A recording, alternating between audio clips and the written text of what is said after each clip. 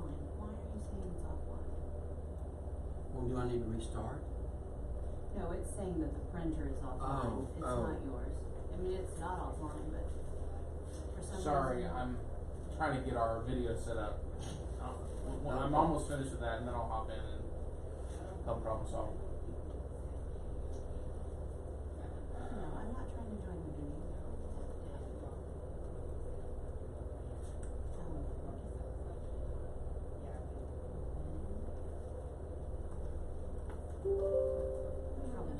Well, the worst thing that's happened is you just take good copious notes.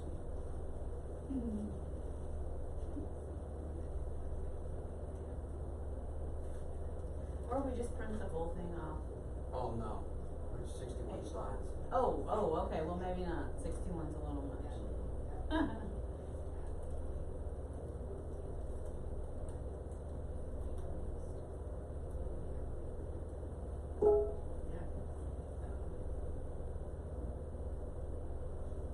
I was thinking I was gonna need Joey. I didn't know stinking Joey. I don't know. We'll see. I don't know if I'm gonna be able to fix it. I got you hooked up to the TV, but that may be all I can handle. Wow. But it's troubleshooting. I'm trying to get it to see if it can figure out why it's not communicating.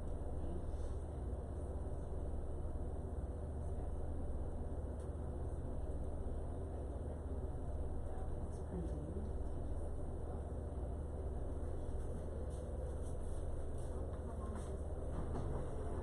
Okay, it's printing a test page. So now you better print the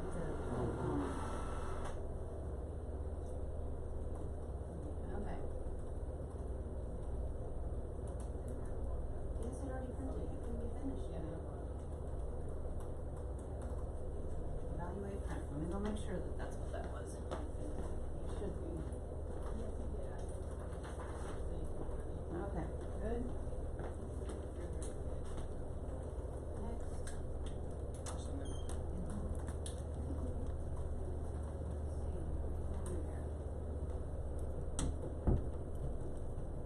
One more time. What's up? We're already live recording. Oh, good. Alright, you got it figured out? I didn't know you already had that thing on. Oh, you're on. No, I You're don't now know. on YouTube. I don't know yet. We're trying. It printed a test page. Oh, okay. Now let's cancel this. Cancel what? Is this the Yes, this is the wrong wrong one. Yeah, that'll eat up every bit of ink you have. And Well, it's still not printing, so yeah, error again. Cancel. Okay, so we don't want this one. no, So which one? this is notes. Clear handouts. Oh, that one. Oh, okay.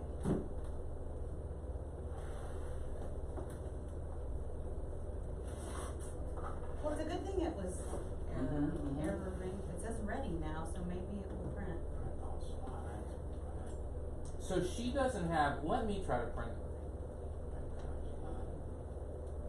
She doesn't have PowerPoint, which is probably the issue. Right, Karis doesn't. I have PowerPoint. Full page slides. But that one we want the 3 slides. Okay. We'll see if it prints. Our Father who art in heaven, Oh! hallowed be their copier. maybe, unless somebody else just happened to be printing. That was on the printer. I didn't know what that was. Yay! It's printing, Charles. Okay. It is. Hallelujah! We did it. Alright, so I Did already, we do 8 copies? Yes, I did. Oh, I don't know that when you went in that last, but I can always just copy it if we need to. Good morning, Miss Molly.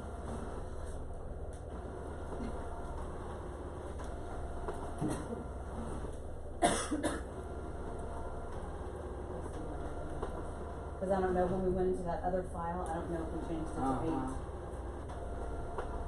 But we can just make copies of it. Or I can tell it. Oh, well, and this saves paper. It's in on the front and back. Oh, even better. All right, here, I'll just tell it to print 7 more. We're good. 7 and yeah. print. I don't know why I did Alright, Charles. Yes, sir.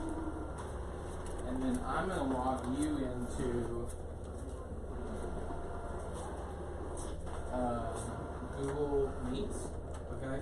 There's going to be 2 or 3 joining live. Right. And then you can present your computer. Okay. Since they won't have access to this. Okay. So they'll just hear your voice but see your slides. Oh, perfect. Now that I don't know how to do, so I'll let you handle that. Good morning. Good morning. Google Meets. So what I wanted to hear how to do this technology. Did you hear the same? Alright. No, he's talking about Google Meets right now. Josh just hooked that up into that. I was Join helping meeting. Charles print. I don't know about that. Oh, okay. So Google Meet is the software they're using this? Present now. Yeah, Josh sent out the link in the Oh, yes. chat message. I did just a few minutes ago, so you can just click there. Well, I didn't bring that because we're here. Yeah. That's what it is. We're trying to What do you figure out screen- how to screen pass one? official What's calendar. up? That's what I'm kind of Yeah. getting into. Yeah. How do we do this? Does it That'd work? be awesome because I can't always come talk, so. So then let me. Normally So I we do get more mine. people, that's the guy, idea, get more people, Yep. hearing, using it, being together.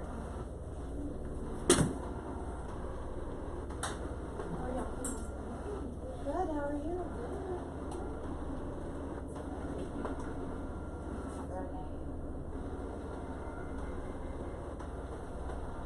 Have you figured out a way to record it? Well, that's his recorder right there, Oh, okay.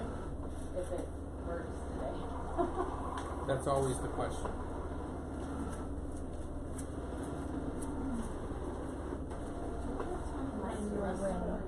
There's a lot of extras. I know. Charles and I stole one already. Well, I stole one from me and Charles. But I got her.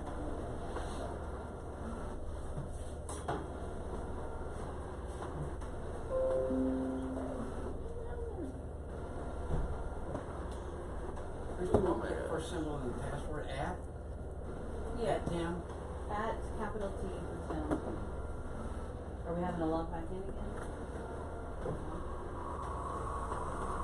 Josh and Liz are here. So I'm going to turn your volume on, Okay. and you'll have the mic on, volume, so if Liz ever talks to you and asks a question, Okay. she'll pop into your computer and no one else's. I'm going to screen. Yeah. I'm a lefty, so I like to be on this side. Now presenting your screen. I can check. Hey Oh, Jennifer. it's on paper. Is that what it's supposed to be? Michelle. Good morning, John. Alright, we see you.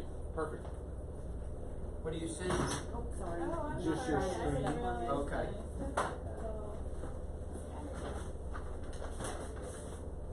So if I now go to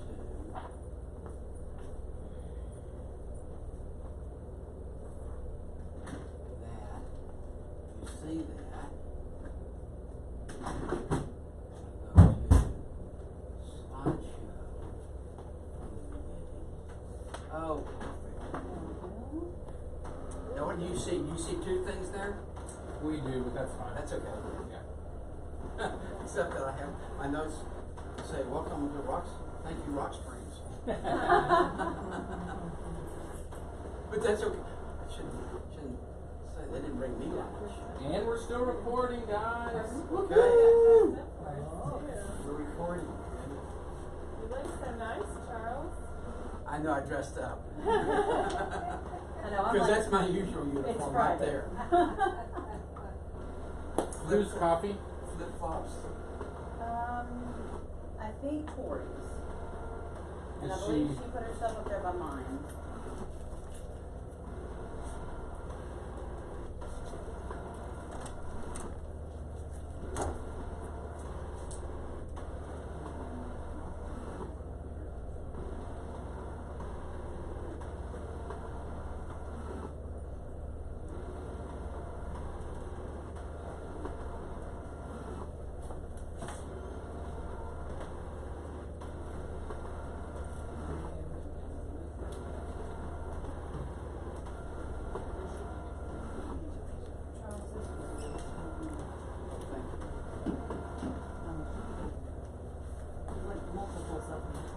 Yeah. Yep. And I'll be kind of just in and out. So. Oh, there's just like the title thing? Yeah. Oh, okay, that was. Have a martini. Not that you need one. Oh, we always need a martini. What are you talking about? Because I Did you say you need a martini? yeah. That's not recorded. Retina scan. You said need a martini at night. You're now on YouTube. Extra dirty, please. Extra dirty. 2 olives. Shaken, Oh. not stirred.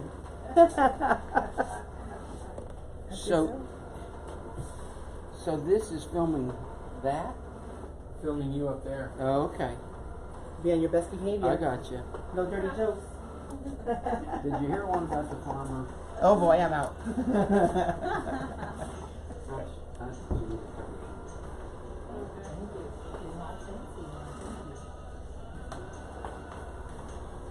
Okay.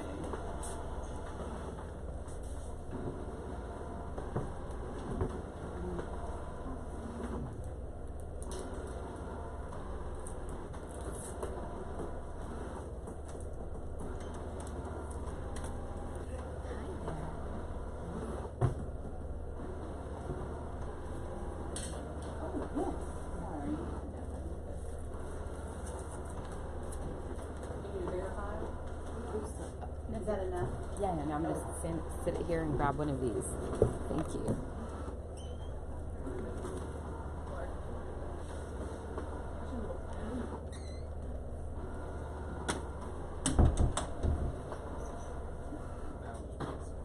Now we'll see just that. Okay, cool.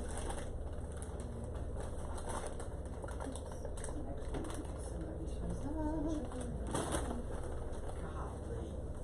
And I've never seen this like this, Josh, where it does the two things. I've never seen it. You've never seen that? Huh? So when you enter presentation mode through like an HDMI, That turns it on. yep, it'll That's give much- us just the regular, and then you'll have the upcoming Oh, slides. perfect.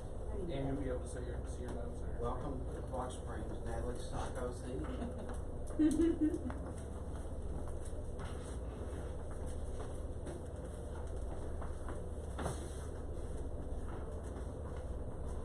That's good.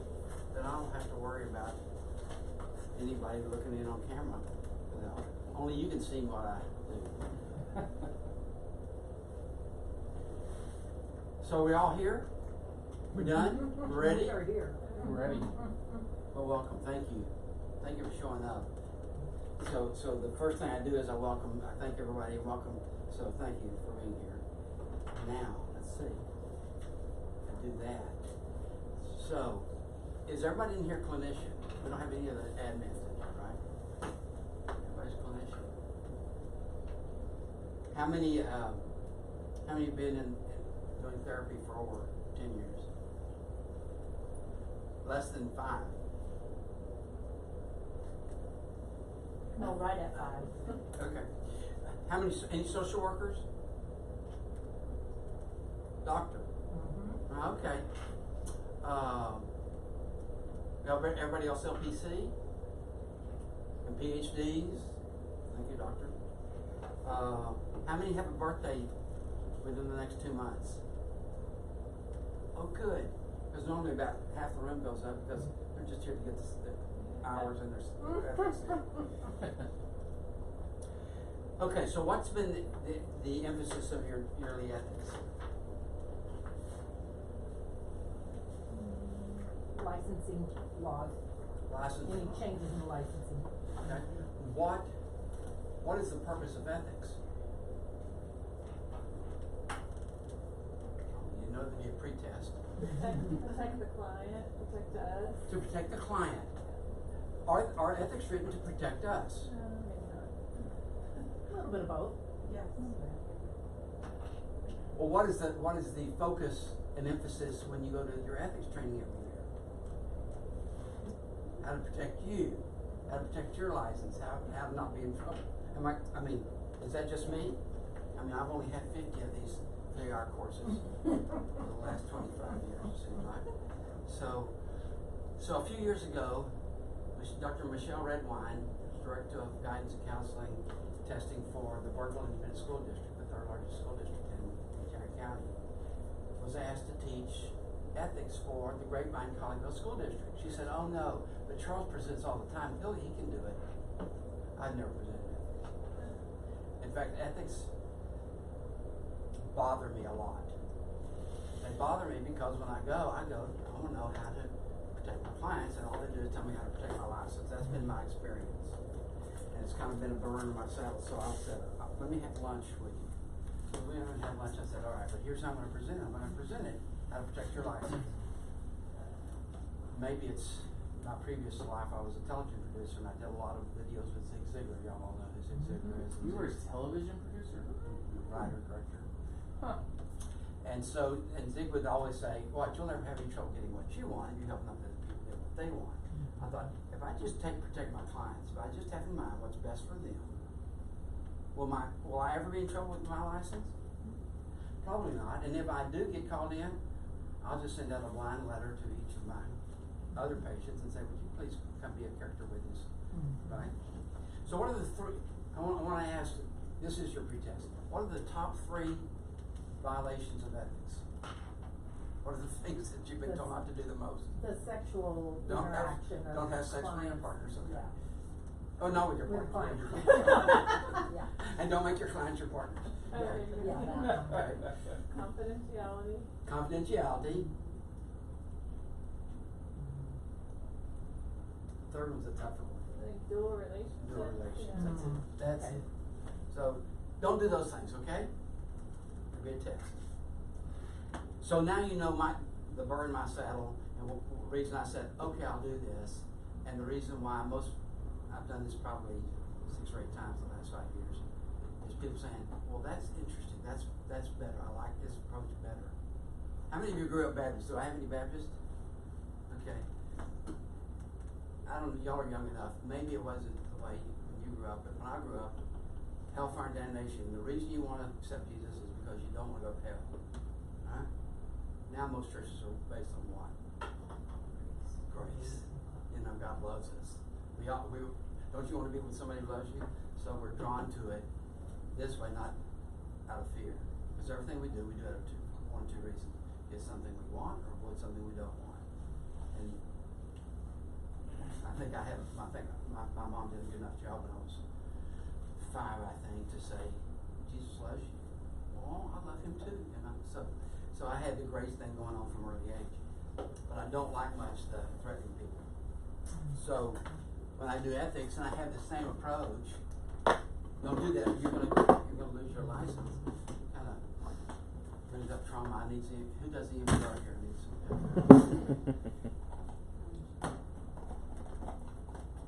So what's been the emphasis of your early training? Protection of your license. And we do cursory, take care of your clients. So, do professional ethics contribute or detract from your job satisfaction? Do you think about it? It makes me nervous sometimes. Like, what am I missing? I didn't do a back inventory the other day. I'm like, oh no. You know, I feel like what am I going to screw up on? So you're more afraid of the state licensing board or of Josh? No, that's somehow Or the joint client. commission. Joint commission. Well, that somehow, I've fallen down on what I'm supposed to do. Right. I want to do good. Right. What did I miss? So this is about identity. I want to be a professional. I want to do the right thing. I want to take care of my clients. Yeah. So when that's our training, see, now I've got 2 screens. I have to pay attention. It's confusing. Yeah. I'll get to it. So to think about, avoid review by the social work board or the LPC board. How many other boards do we have? The LMT board, they have their own board? Mm-hmm. LCDC? Well, with our pre-grads that come in, they are so by the book. Our educational system, in probably a lot of good ways, scares them. And I find myself going, this isn't necessarily going to play out like that. Breathe, relax. Yes. Yeah. They're just so fear-based, to your point, that there are these mental health police that are out there around every turn that are, looking to see if every I is dotted and every T crossed. They don't know. They don't understand. And in any HIPAA training I've done, they look for, since there's not a whole lot of case law, like actual cases that have been tried and rulings. Mm-hmm. You know, they look for us doing our due diligence, and that's something a lot of schools I think don't teach. Well, I don't know what it was like in your school, but almost every class, it didn't matter what the title of the class was. Almost every class had an element of ethics in it. I mean, they're just hammering on it, and it's obviously important. Why? So we won't lose our license? No, so our clients will be taken care of. Yeah. And that's the point. Yeah. That's the huge point of, let's just take care of them. I want to make sure people feel responsible. I'd rather they err on the side of Mhm. feeling like, I got a big responsibility here, I don't Mhm. want to screw up. Right. Versus, it doesn't matter, I can do whatever I want. Yes. My attorney graduated from Baylor Law School. His father was president of the Texas Baptist Journal, BGCT, Baptist Journal Convention of Texas. He brought Billy Graham to Texas the first time Billy Graham ever came to Texas, 1954, I think it was. So he was very influential, very influential. So his son graduates from Baylor, my attorney, my friend, and he immediately went to Washington, D.C. to work for the IRS. They walked in and went, who does this guy know to get into the Washington, D.C. IRS Bureau, right? He was attacked because of his IRS background. He did a lot of tax work. So he was always a guy I'd call up and say, what about this, what about that? Oh, do that. He would explain it to me in way too long terms like an attorney would. And then he said, don't worry about it. If we go to court, I'll handle it for you. So it got this sense of safety and this sense of, well, we might go to court if we do it this way.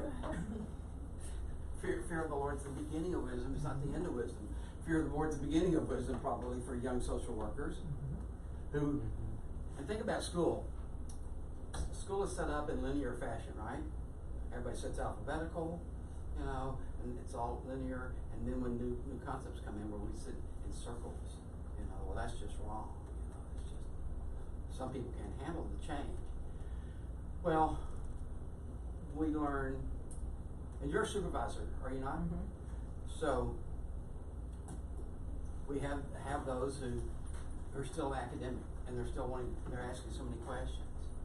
And I find sometimes it's better just to go ahead and reframe the question and bury it back and say, well, what do you want? What do you think? What's best for the client? So we can think about ethics in that way. I can't have sex with my clients. Why not? That sounds, pretty binding on me. Can't have dual relationship. How many have more trouble with dual relationships? Especially within a Christian I was going to say, as a Christian. Yeah. And I grew up in Fort Worth. I lived in the same neighborhood. I mean, I could almost throw a baseball from one house to the other house.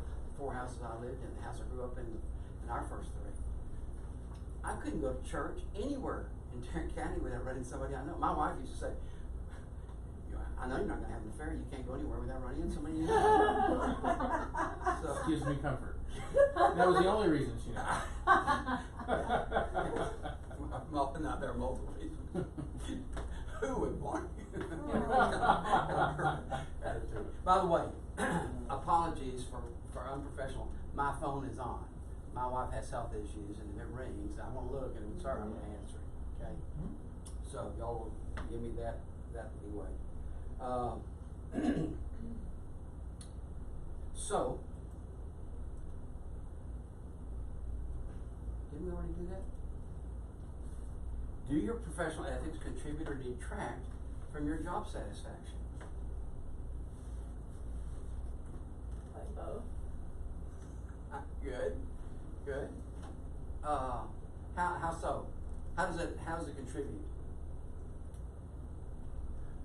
Well, it helps to know not only I'm bound by those ethics, but other people are too. So if there's some accountability and there's some structure going on, if I refer to somebody, that other people are bound by ethics too. Right. So there's comfort in knowing that if you're referring to another professional. What about the dual relationship thing? When you see somebody at the mall, You know, I tell my clients, look, you can speak to me anytime you want to, but I can't speak to you. If you see me and you want to speak to me, understand that other people that see me go, who is that? Because I work with court referrals. Is that one of your criminals? Or if it's not one of your criminals, is that one of your crazy people? You know, so there's that issue. So it contributes. There are lots of ways it contributes. There's also ways that I think it detracts from our job satisfaction. I get so obsessed about, oh, I forgot the back. You know, well, I want to get that back done. I want to make myself a note. I want to come in. I want to call them and ask them a few questions off the back so I know that they're safe. But I've already contracted for safety. Even if and I contract with people for safety all the time with people that go, oh, no. My life's miserable. I'm totally unhappy. But no, I'd never do that. I want to contract with everybody whether I do it back or not. Maybe not everybody, but a good percentage.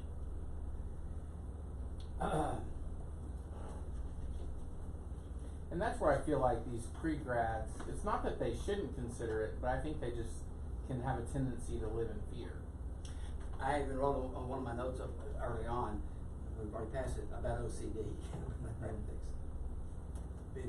Not being able to relax. I mean, if you're uptight, guess what? Yeah. They're going to read that. Yeah.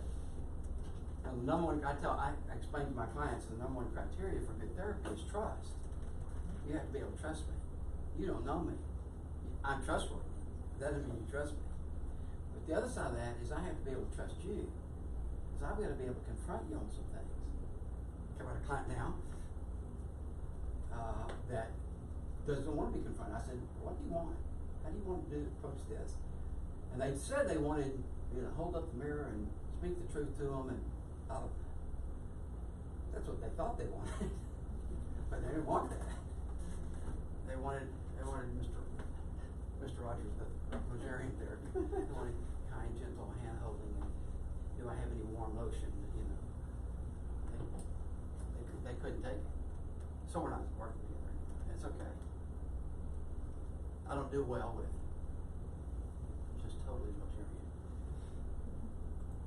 So what's the purpose of that ethics?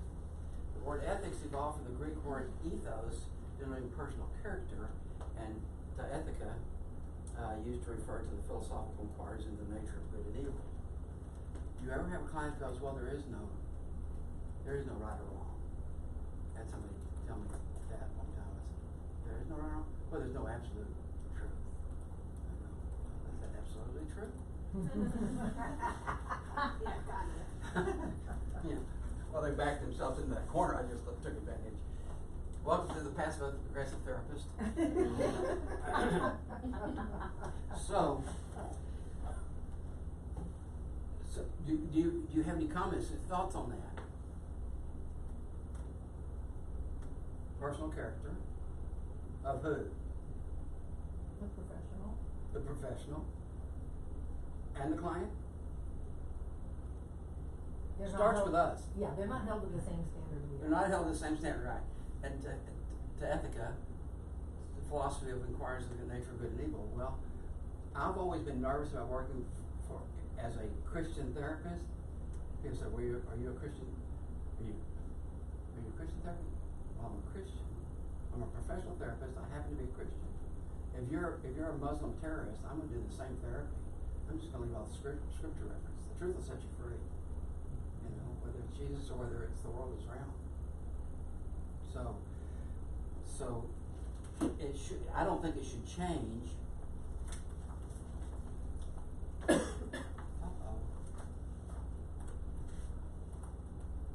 I thought I didn't have another hand. I didn't print it out. So look at this little test here. Anybody seen this before? Okay, well let's work out on this together. A, B, A, C, A, D, A, E. Okay? Good job. Second one, A, Z, A, Y, A, X, A.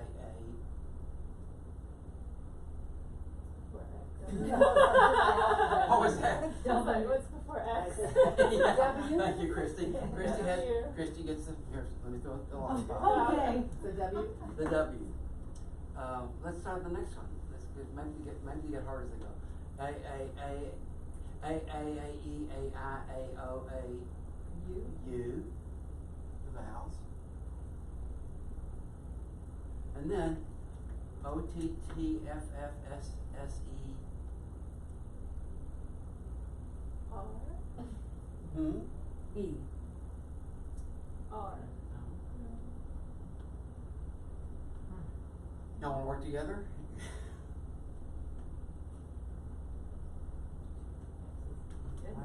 You've been programmed. You've been programmed. So let's look at this differently. Read with me.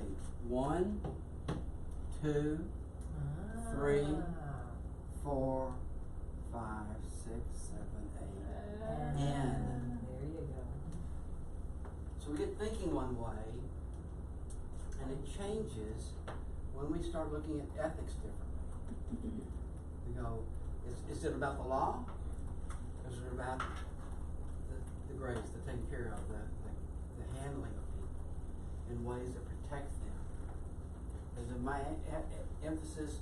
What's your goal when you go into therapy? For the client? Or for us? Mhm. For us or the client? Yes. Hopefully to grow and change. Grow and change. To work on something you wanna do differently or better. I've got 3 social workers in the room, so I'm gonna ask the LPCs, what is the first precept for counseling? Well, as professional counselors, what? Social workers have one. First thing we do. What is the LPC's first precept or concept? I bet it's close to ours. Ours is meet the client where they are. I chose social work because of that. Because Jesus always met people where they were. You know. The woman at the well. You know. So how you doing? Thirsty? Would you like some water? Is there something we never have to drink again? How many husbands do you have? Where's your husband? Oh, I don't have a husband. Oh, I know. You've had 5. You met him where they were. He just knew.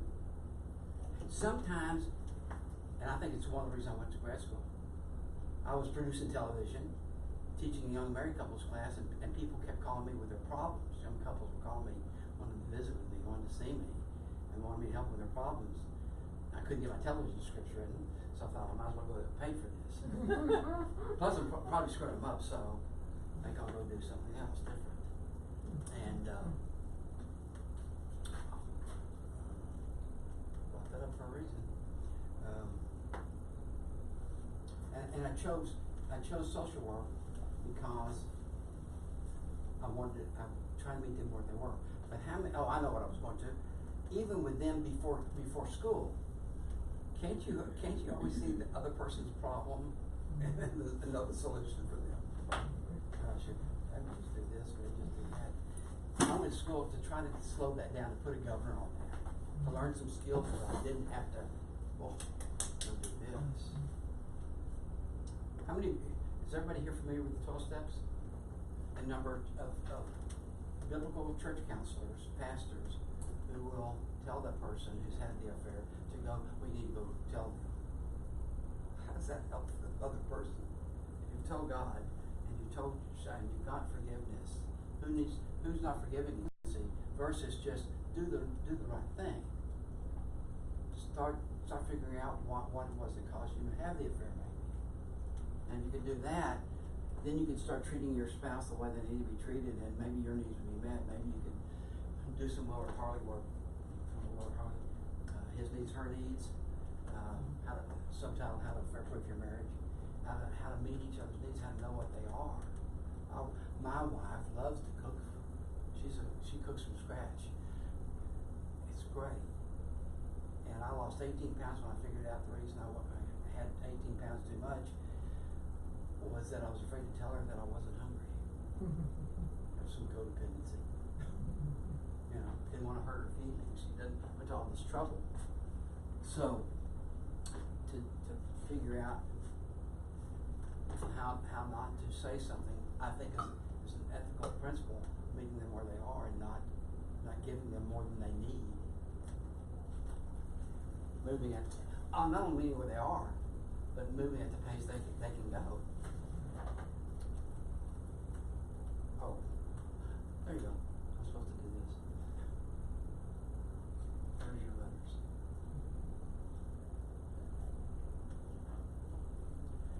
Okay, the test of first-rate intelligence is the ability to hold two opposed ideas in mind at the same time and to still retain the ability to function. That make sense? Can you think of incidences where that might play in? Yeah, that's a dialectic in DBT. Oh, okay. Yeah, that's a Christian life. I'm saved, but I'm still in the sanctification process. I'm be transformed by the renewing of your mind Mm-hmm. is a future progressive tense in original. Mm-hmm. Continue to be transformed by the renewing of your mind. Mm-hmm. Continue working out your salvation. Mm-hmm. Already, not yet. Yeah. Mm-hmm. Already, not yet. Mm-hmm.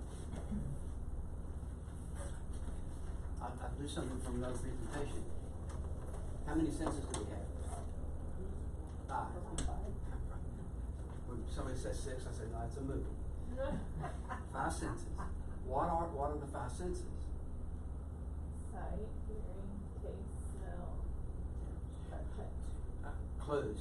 What you hear, what you see, what you smell, what you taste, what you feel. Oh. And you don't have to do it to yourself. You look at somebody else, right? If you're not blind, the clue's out there. So if you see a flame and you hear the word fire and you smell something burning, you feel something hot, you might think that you're in danger of creating the emotion of fear. What would you do? Well, I'd look for a fire extinguisher, I'd stop, drop, and roll, I'd get low to the ground, crawl into the smoke, I would look for an emergency exit. It's just a candle. It's just sitting right there. You can see the flame, you can smell it burning, you can reach over there. So to know the whole truth will set you free. Half truths will screw you up. That's not a clinical term, but you got it, right? So to know that we have to help them. They see one thing. They're grip. They got a death grip on one thing, and if they don't do this, I can't live. If this doesn't happen, what happens to our brainwave cycles? It slows down from beta down to alpha, maybe. So neurotransmitters connect. I'm moving too fast. The neurotransmitters can't find a solution. Then I can take a deep breath. I help people quit smoking with progressive relaxation hypnosis for change. If you don't have that book, Hypnosis for Change, you don't have to be a certified hypnotist to help somebody lose weight or quit smoking or get over test anxiety. And one of the things is to slow down the breathing. Because I help smokers, I say, why do you smoke? Well, it calms me down. Well, there's a thought. Is it true? Can it calm you down? No. The chemicals in the deal make your heart rate go up, your heart rate faster. So you can't slow you down. What slows you down? What calms you down?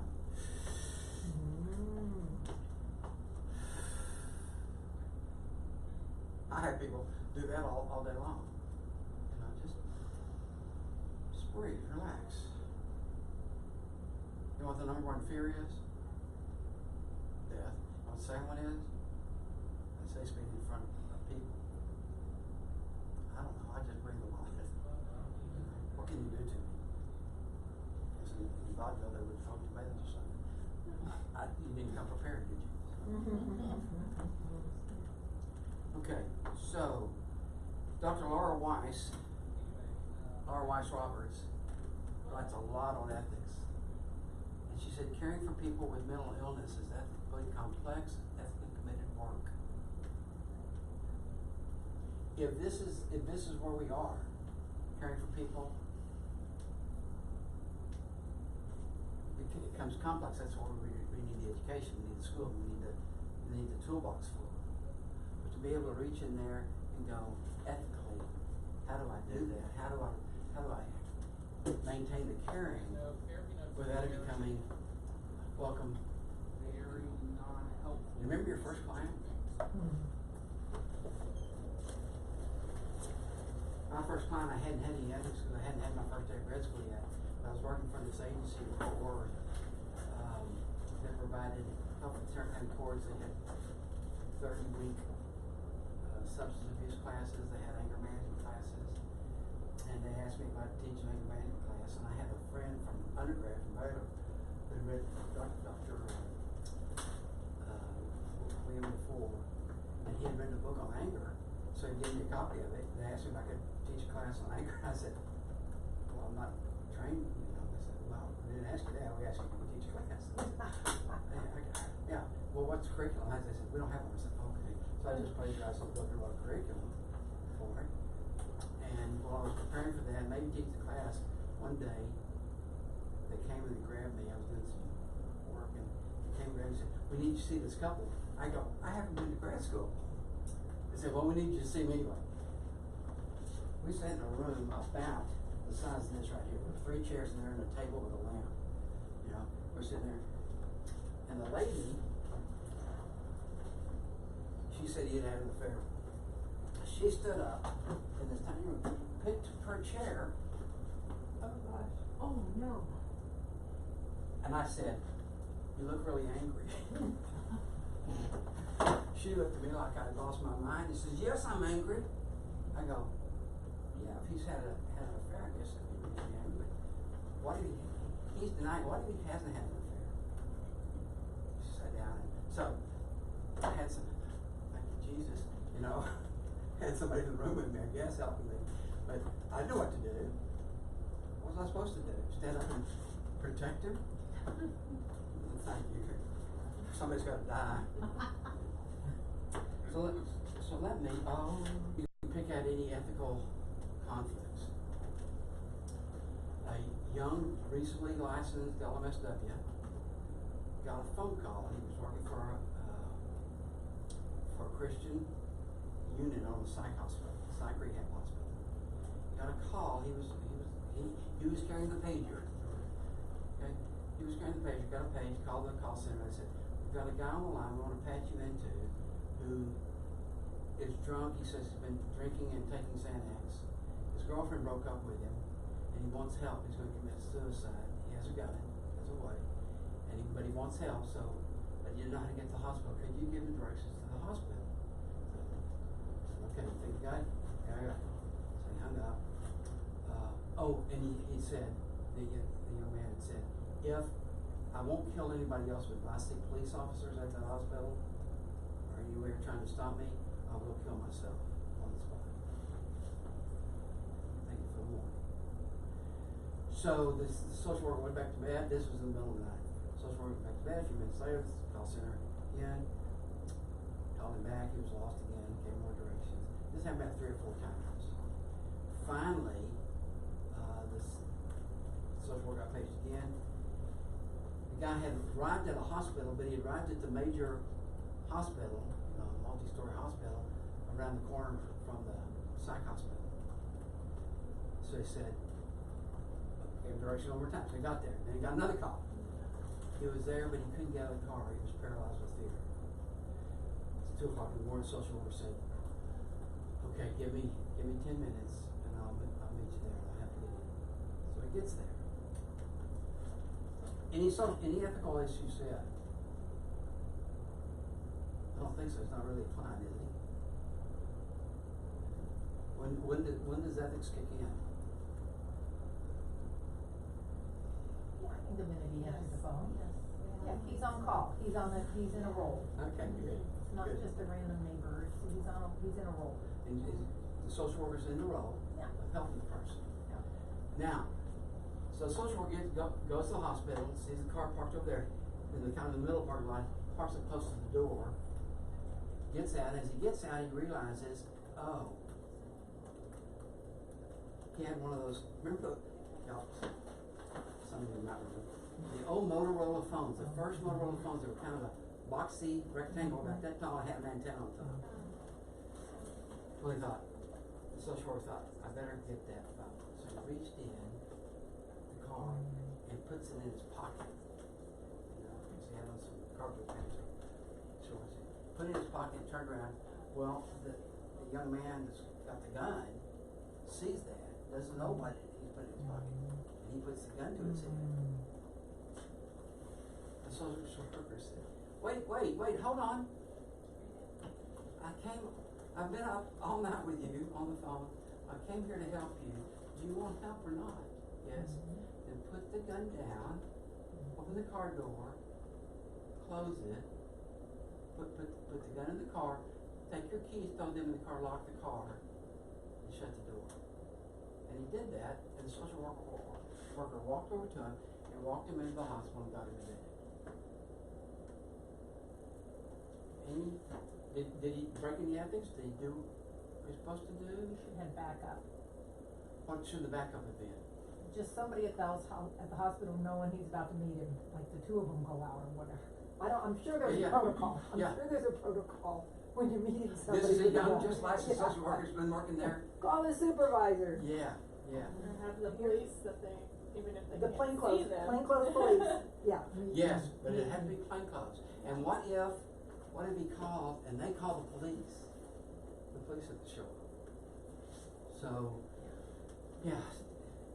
Well, This- maybe this- he shouldn't have promised him he wouldn't see the police, like ethically, I can't Oh. promise you that I wouldn't have Yeah. somebody there who's on police duty. I'm Yeah, sorry, there you go. that's what happens. There's something. Or because it's a hospital, then they. Yeah, Yeah, I can't promise you yeah, I that. can't promise, I don't know. Yeah. Because, We'll do but the best if we I can, show but I up and I can't help promise. you, Yeah. I commit, contractor safety, verbal contractor safety over the phone. If I show up there, if I get you there, will you? So that's a good point. Yeah. But would you have thought of that 2 months out of grad school? Yeah. Okay, so there's the case thing. Let's move on. So, anybody else have experiences that were not black and white, All the time. that were a challenge?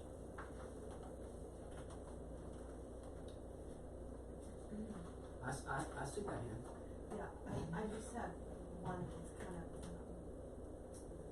this woman that's, she doesn't trust anyone, so it's taken a long time to build the trust. Well, then she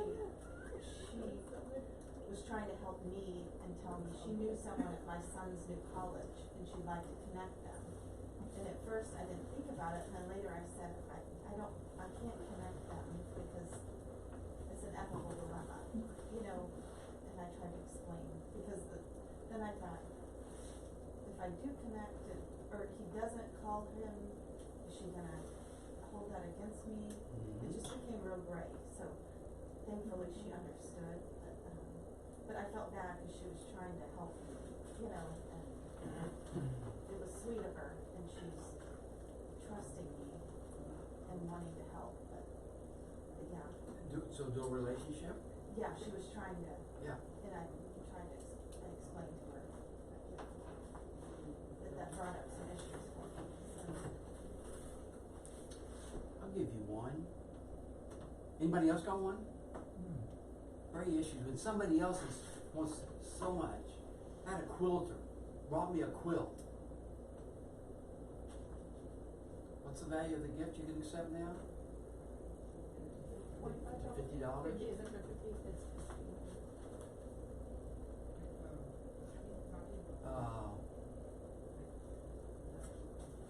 Had somebody that I'd helped.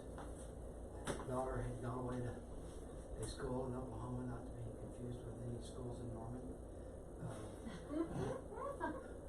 That had gone up there. It's tied for first place with SMU for being the cocaine capital college campus of the world. I think TCU is trying to get into that. I've had several from TCU. And she had really just dropped off. She had blown through her family trust that her brother turned into $1 million by investing it well and working hard and stuff, and she just blew through buying BMWs and Coke. So, family came to me and said, "Can you help her?" I said, "Well, she needs to go to rehab." And they go, "Well, is there any other way?" I go, "Well, you could go to Al-Anon, maybe that would help." But we agreed that I would work with her every day, and we would go through 12 steps, and we would do that, and we would have family sessions and mom and dad sessions, so we would work with it. Bottom line, that plan worked for, I don't know, $3,000 for the month of intense therapy. They saved $30,000 for going to a rehab place. So they were happy, and the girl went on. She went back to junior college because her grades at OU weren't, they won't show those to anybody. Went on to graduated from SMU. So very successful, worked out well. Mother and dad comes Christmas time, they want to give me a $5,000 Christmas bonus. Oh my. I go, well, that's nice. That's not, I can't take it. Love to. Well, they happened to go to the church that I went to. They said, well, there's got to be some way you can take it. I go, no. Tell you what you can do. You can give it to the church and set up a scholarship. That way, I'll get the money. I'll work for it. Is that a black and white? Is that gray area?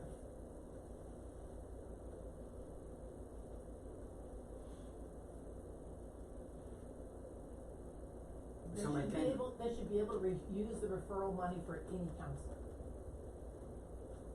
not just Charles. Oh, that's good.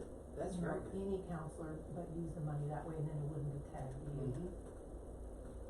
That's good. Wish I thought of that. I really wish I thought of that, because one of the people they referred started coming, and eventually I had to. They were non-compliant with meds. They wouldn't take meds, and then they confessed one day, no, I don't need meds.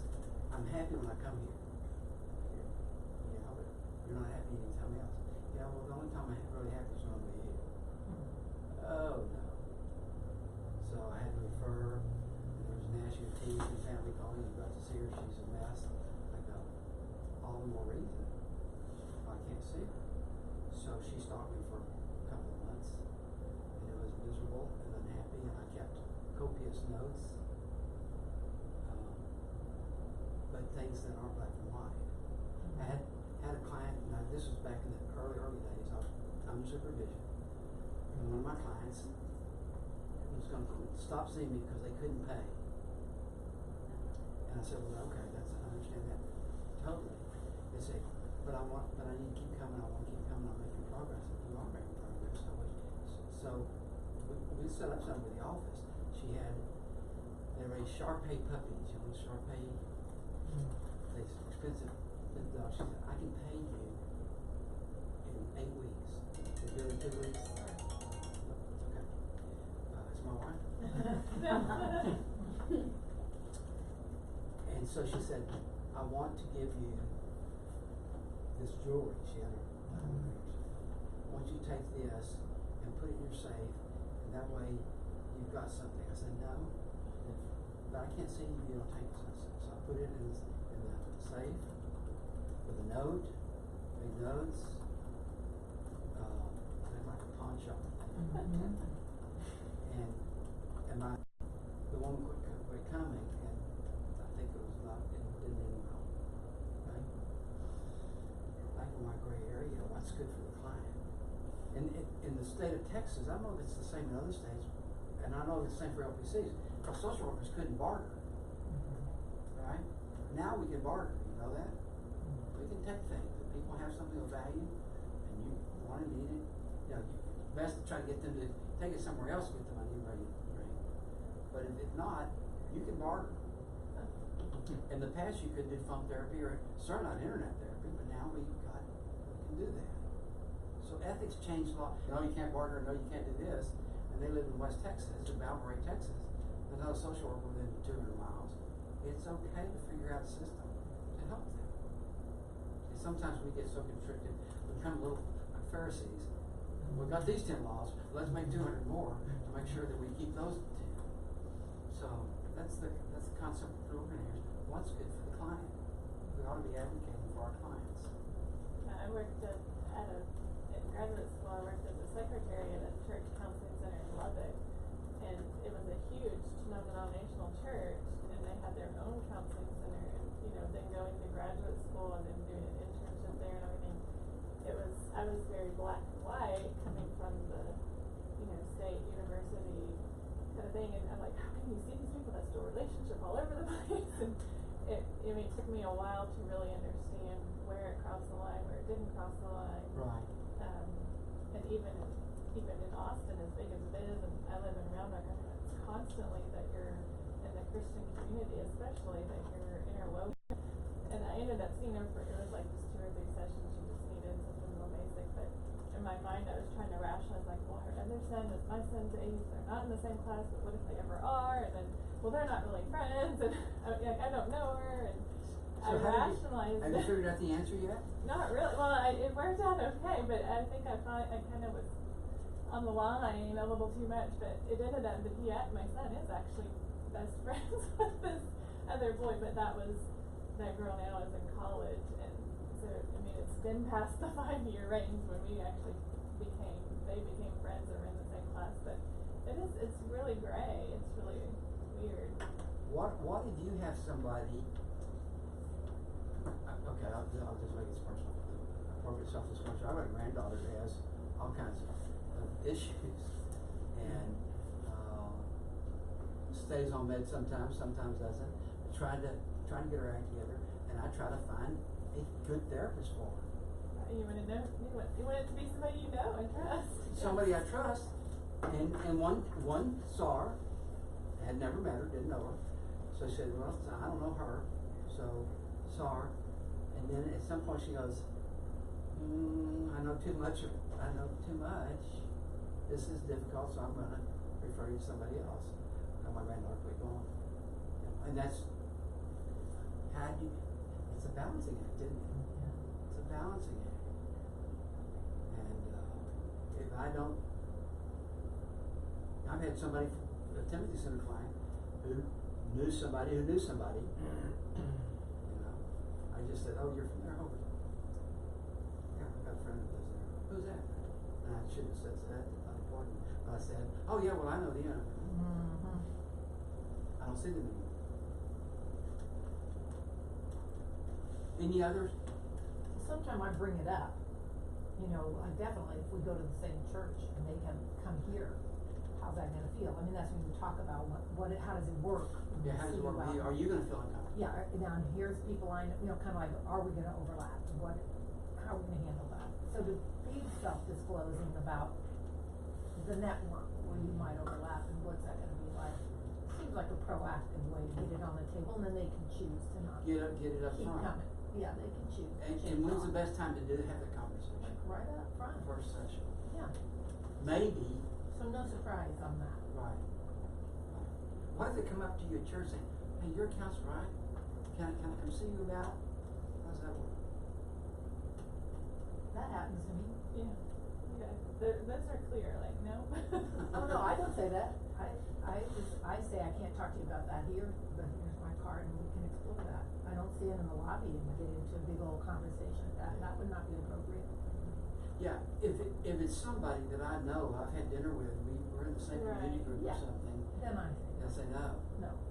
But the big church strangers, I heard you're a counselor, they just sent me over here. Yeah. I give them my card and say, let's talk, but not right here, not right now. Common ethical issues. By the way, who's online with us? Just Liz. Liz, questions? Jump in anytime. It should come out of your computer. Your volume's on and on. Oh, hello. Can I say one more thing about Yes, the church though? sure. Sometimes I do give little workshops at the church in certain areas of expertise, and I always tell people if they're in my workshop, I can't see them, because I don't wanna be seen as soliciting work.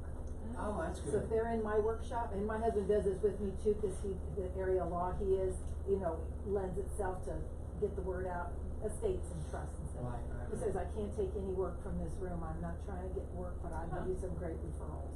Yeah. So definitely not soliciting work at church. Well, and I think, I see sometimes, I'm doing this same ethics for Rock Springs in January, and I do it. I do it because usually there's some client there because I do a lot of anger work and a lot of other topics. And so somebody will see somebody and so when they have a client, they'll think of me and they'll call me. Well, to me, that feels different.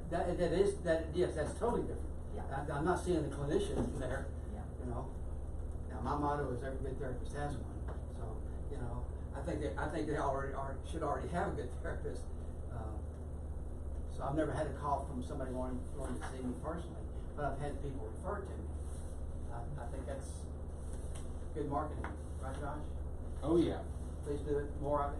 Yeah. Okay, so common ethical issues. CPS reporting. When do we have to report to CPS? Within 24 hours, if we have a suspicion of abuse, child abuse. Now, I may be wrong on this. The general public has 24 hours.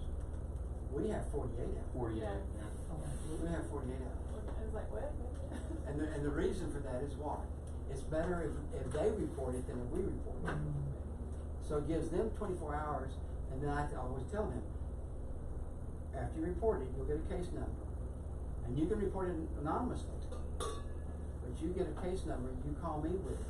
I'm gonna call and verify that case has actually been reported. Because if it hasn't, now I have to report it. So we've got 48, they've got 24. The general public doesn't know that they've got 24. Doesn't know the importance of it sometimes. Sometimes they do. Confidentiality. Boundary issues. This is something new, at least to me. I might be behind the 8 ball, but I remember just several weeks ago us talking with Dr. Calvin Molly about medical neglect. And that was something, until we had medical providers here, that I had never considered. But there was a patient that we were seeing in therapy and medication management. We had recommended PHP, family refused, and so that was a discussion, are we going to report them to CPS for medical neglect? So that's Because just they're something I'm refusing throwing out there. PHP? Yeah, Because they're not following medical advice. Right, yeah. right. Be different if they were withholding insulin, Yep, right? yep. I don't know where that conversation landed, Molly, but I just bring that up to, I get not feeding your children, hitting your children, but the whole medical neglect idea had never entered my head until 6 weeks ago. Which again probably puts me behind the 8 ball. Well, do you give 3 referrals? Do you give your PHP and somebody else's PHP and somebody else's PHP? Yeah, Is that yeah. okay? Yep. Because we got another ethical issue, you just referred to yourself. Correct. I have a friend who was on the board of directors of an agency in Fort Worth, and she quit because they came to her and said, you know, we provide therapy. They had individual therapists, they did a lot of groups, and they made them sign, the executive director made them sign a consent, or a commitment that they would only refer inside the agency.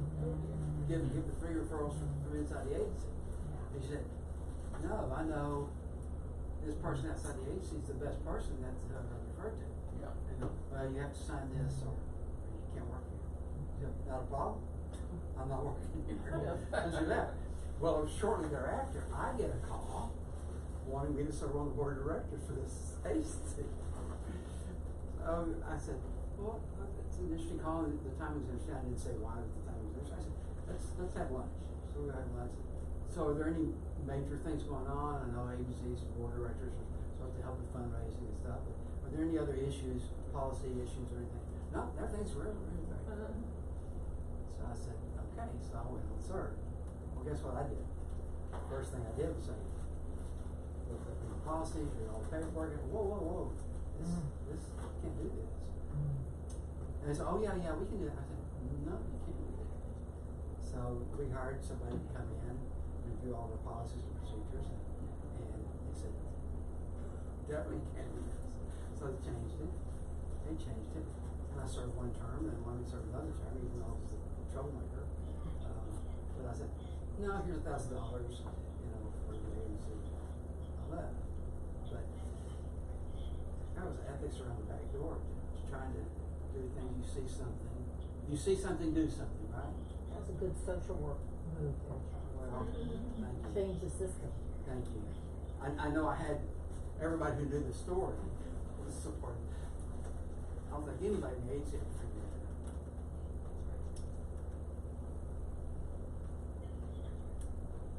out. Record keeping, fairly important. Do it within 2 days. 24 is better, 12 is better. But Josh, what's the limit? 5 days. Yeah, our limit. Yeah. 5 days. But you're really better off. I don't know. Yes. And we need to change that. But for if they report SI or HI, it's 48 Yeah. hours. And I will tell you, I like the system. I didn't like at first. I liked it. Couldn't figure it out. But I will tell you, my private practice in Arlington, my notes were written for me. You know, if I died, somebody's supposed to be able to come in and read your notes. Well, I'm not sure that those people won't be left hung out to dry. So I'll start from square one. But how many of you have been subpoenaed? Not here yet. Never had a place yet. I don't like being subpoenaed. And my dentist, I was telling him I was going to go to court for something. He said, well, how much do you charge for that? And I told him something. Oh, no. He said, you got to go up right now $1,500, or whatever. Minimum. And then per hour or something. He sent me this fee. So I did that. But I still didn't like to go. So, and there are some cases I want to go because I want to testify for somebody. I've done that before. But normally when you get a subpoena, there'll be an attorney's name on there who asked the judge to issue it. So I'll call the attorney up. If I don't want to go, I'll go. So, because who's subpoenaing you? Usually your client's spouse or somebody else, right? Yeah. And I'm advocate. I want to advocate for my client. Sometimes it's hard to advocate for them. So I don't want to go to court with those. I want to work with my client, help them get healthy enough. So I call up the attorney and say, got this subpoena. Yeah, we need you to bring your records and this, come down and testify. Okay, I got that. Tell me what you're hoping to get. And I don't care what they tell me. I'll just go, oh, well, that's interesting. What if that's not what you get? I just ask a question. What if that's not what you get? What do you mean? What if you got kind of the opposite there? What if you got this or this or this? Now, I'm not telling them anything. I don't have consent for release information. I got a subpoena. I have to do it in court, but I don't have to. I just ask him what he's hoping to get, and I just go, okay. And they go, well, that's not one of them. Not working. Kind of testimony again. Well, I can't say till I'm under oath that we get there. Well, tell you what, just forget the subpoena. I'm writing this down, Charles. I've done that more than once. Yeah. I don't want to testify against my client. And that's essentially the conversation our lawyer has with lawyers that subpoena us. Okay. So you have them do it. Yeah, well, traditionally I prefer for us to have that conversation. At the therapist level, just saying, traditionally we type up a synopsis of treatment, just here's your 2 paragraphs on what's going on. Yes. And see if that suffices, and then if not, then our lawyer gets involved and has that conversation, and normally then Right. remove the subpoena. Number of sessions, main issue, and Yeah. Yep. period of time, how long it is. Yep. Exploitation, dual relationship. I have the toughest one when I've got somebody that does something that I could use at my house. So I have to be self-disciplined on that. I remember having one of the moms was a doctor, and when the kids were babies or little, and it was like it just happened or something. I had this question like, what do I do? I could just ask her, but I didn't. Yeah, we've got a doctor that lives across OBGYN across the street, and they had some issues with their teenage son who, by all appearances, looked great, but just all of a sudden had gone through this stage of anger and volatility and stuff. And they're calling me and asking me. And Dad's in LCDC, has worked in the systems. So he called me and asked me. I said, well, let me give Timothy Center. I want to give him 3, so I gave him changes. You remember changes? They came yesterday. I said I'm new to the area, so I can't tell you except what's out at Liberty Hill. Oh, Marydale. Marydale. So I gave him 3, and ended up they went 2, and I'll just give this as a reference because they got pretty good help. Bastrop Christian Academy. You know about that? They wanted your commitment. Dad said, no, I'm not giving you your commitment. You know, so the plan was probably 4 to 6 months. He came home in about 3 months and woke up. It's residential? Residential. Wow. Yeah, it's residential.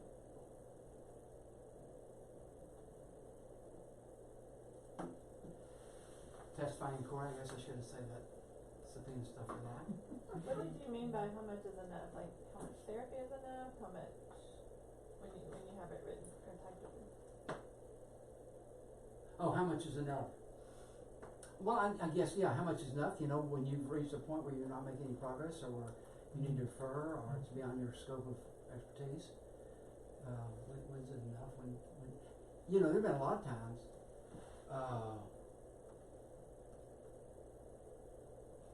where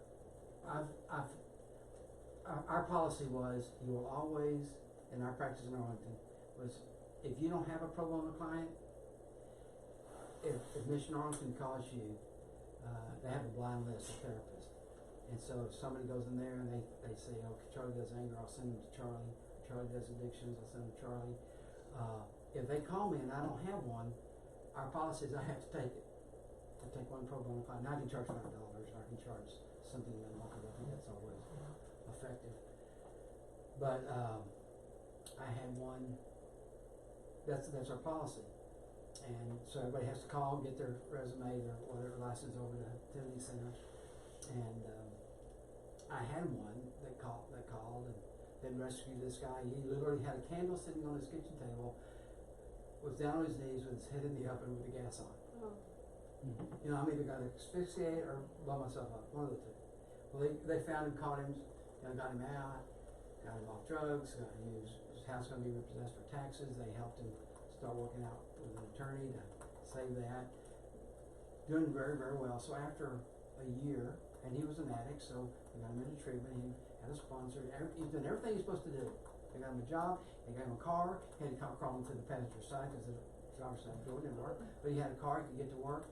So things were going well, and I said, okay, are you ready to open up this spot for somebody else, so somebody else can get help?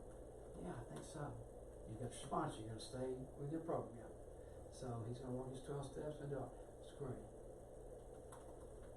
Now, what's the agreement in 12 steps usually is you're not going to get into any personal relationships for at least 12 months, right? That's kind of what I hear from sponsors and things. I said, my rule is, don't get into, and the reason for that is you go through each holiday.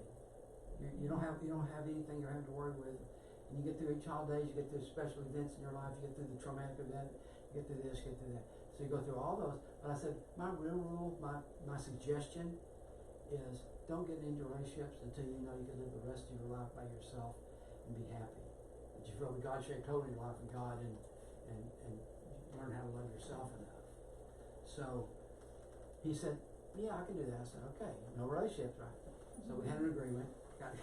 That's another kind of contract for safety. No relationships. And he came back in. He called me several months later. I need to come back and see you. Came in. Well, he got into a relationship, and she broke his heart, and all this. I said, well, what does your sponsor say? And we're working through stuff. Are you still clean, sober? Working through stuff.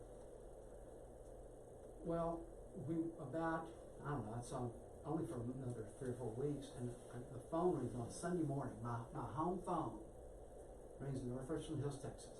I pick up the phone, and I go, there's a sobbing woman on the phone. What are we going to do about Joe? What are we going to do about Joe? I go, well, I don't know, who are you and who's Joe?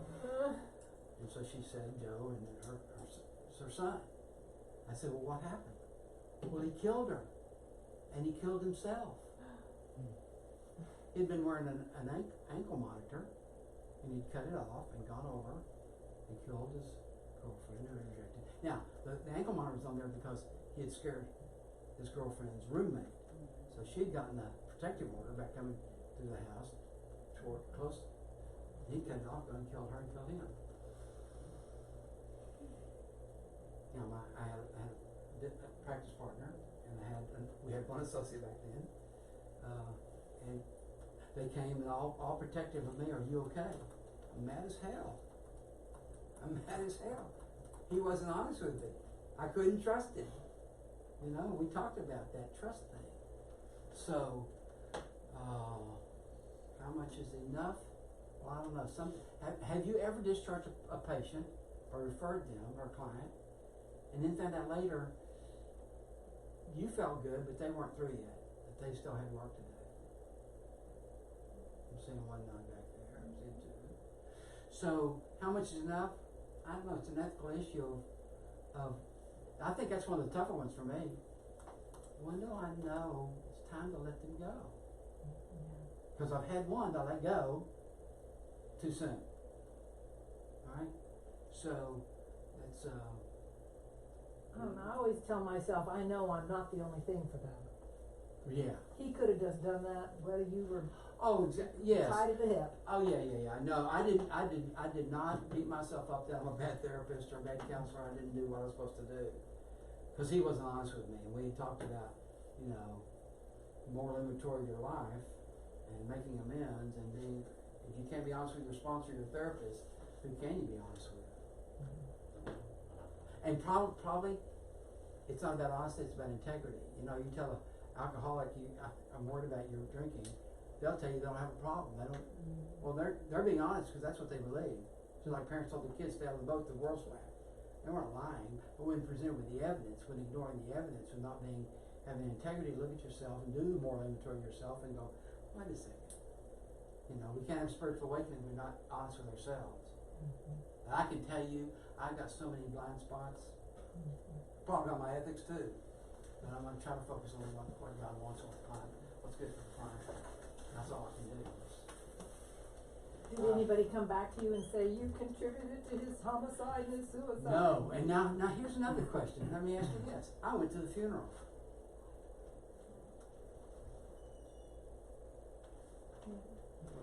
Is that an ethical violation?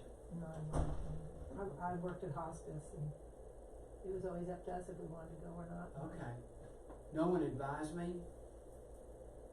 And of course, it was in the paper and all, and so I went. But when you think about these things, and sometimes you go, oh my gosh, have I stepped over the line? Have I done something? That's the reason.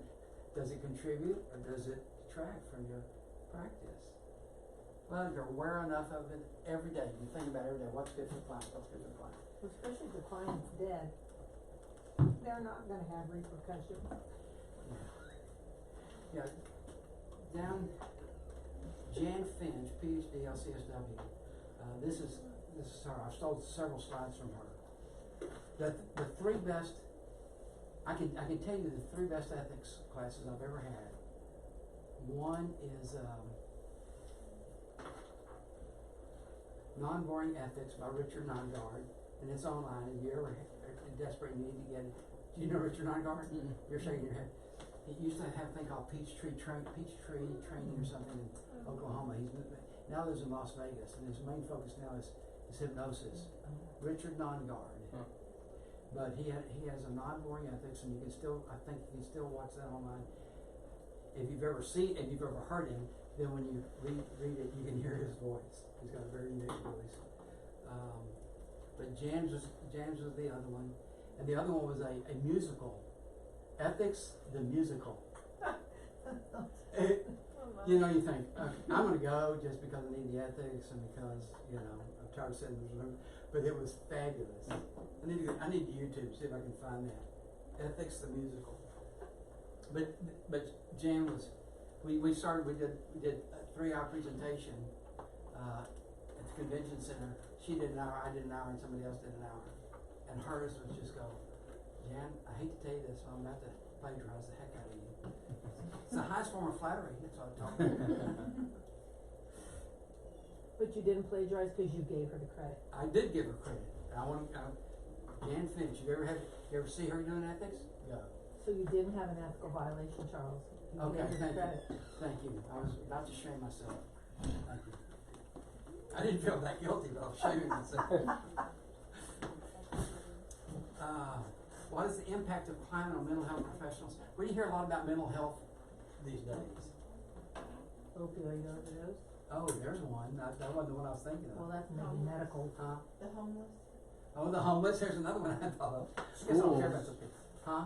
Save Our Students has been all over Austin. Save Our Mental health in schools. Yeah, mental health at school. Oh yeah, KXAN's doing that thing. That's a pretty good series too. I was thinking more of the shootings, and it's not guns, it's mental health. I've always got, and those computer games. And I'm hearing a lot of defense, and no, it doesn't have anything to do with this stuff. Yeah. But I can tell you, I've seen some research on desensitization using violent video games. That kind of, this is normal. They see it on TV. Oh, the people just shoot. They just shoot. They don't know the reality of what it's really like. So, ever bothered by what you notice about how therapists, psychiatrists, counselors, psychologists are portrayed in movies, books, and theater? How do they portray us? Anybody watch Monk? Don't watch Monk? Okay. Recommendation, write down Monk. Go search it What on. was that one, What About Bob? Yeah. With Bob Newhart? No, What About Bob was Richard Dreyfuss. Oh, Dreyfuss, Richard Yeah, Dreyfuss. Richard Dreyfuss. Yeah, and then Bob Newhart. Bob Newhart show, the Yeah. Bob Newhart show. Of course, the final episode of his second show was him waking up in bed with Suzanne Plachette. He said, I had this dream about being an innkeeper. 2 weeks. Said, just go to sleep. Brings back the old character. Tin Cup, there's some good ethical violations. Oh, there you go. Oh, I hadn't thought of that one. Yeah, Tin Cup. Well, I did got a couple going on here. You ever seen The Prince of Tides? Oh my goodness. Well, I'm not gonna spoil it for you, but she's his therapist. Oh, good. She's his therapist, but you have to see the whole movie to get into context of how, it didn't start off, she was all professional in the beginning, but she gets so involved and meshed with his story of abuse that they do, and she's married to a real jerk, and so it's got all the elements, but how are we portraying, then somebody else, a therapist friend of mine in Houston, who's in charge of all the freshmen for the Houston Texans. She's the social worker who works with all of them to help them anger management and drugs and alcohol and brings in financial people. But here's the one that she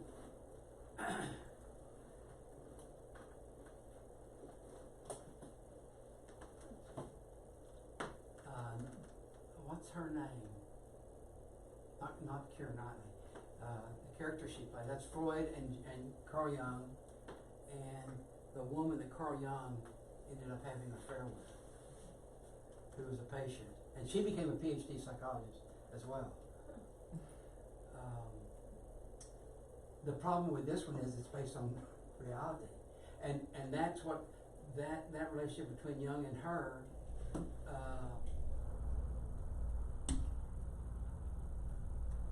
I'm trying to think of her name again.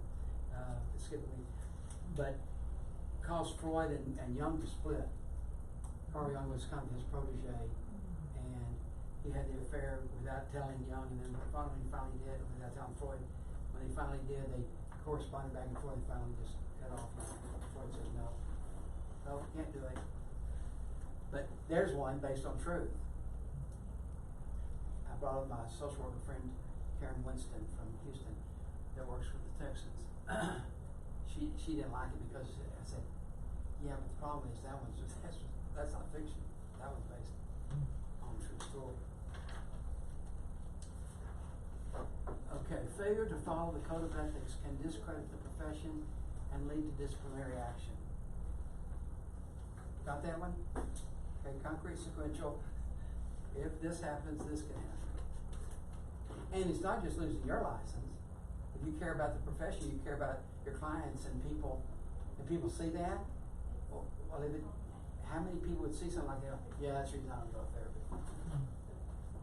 Instead of having people getting help and being done ethically.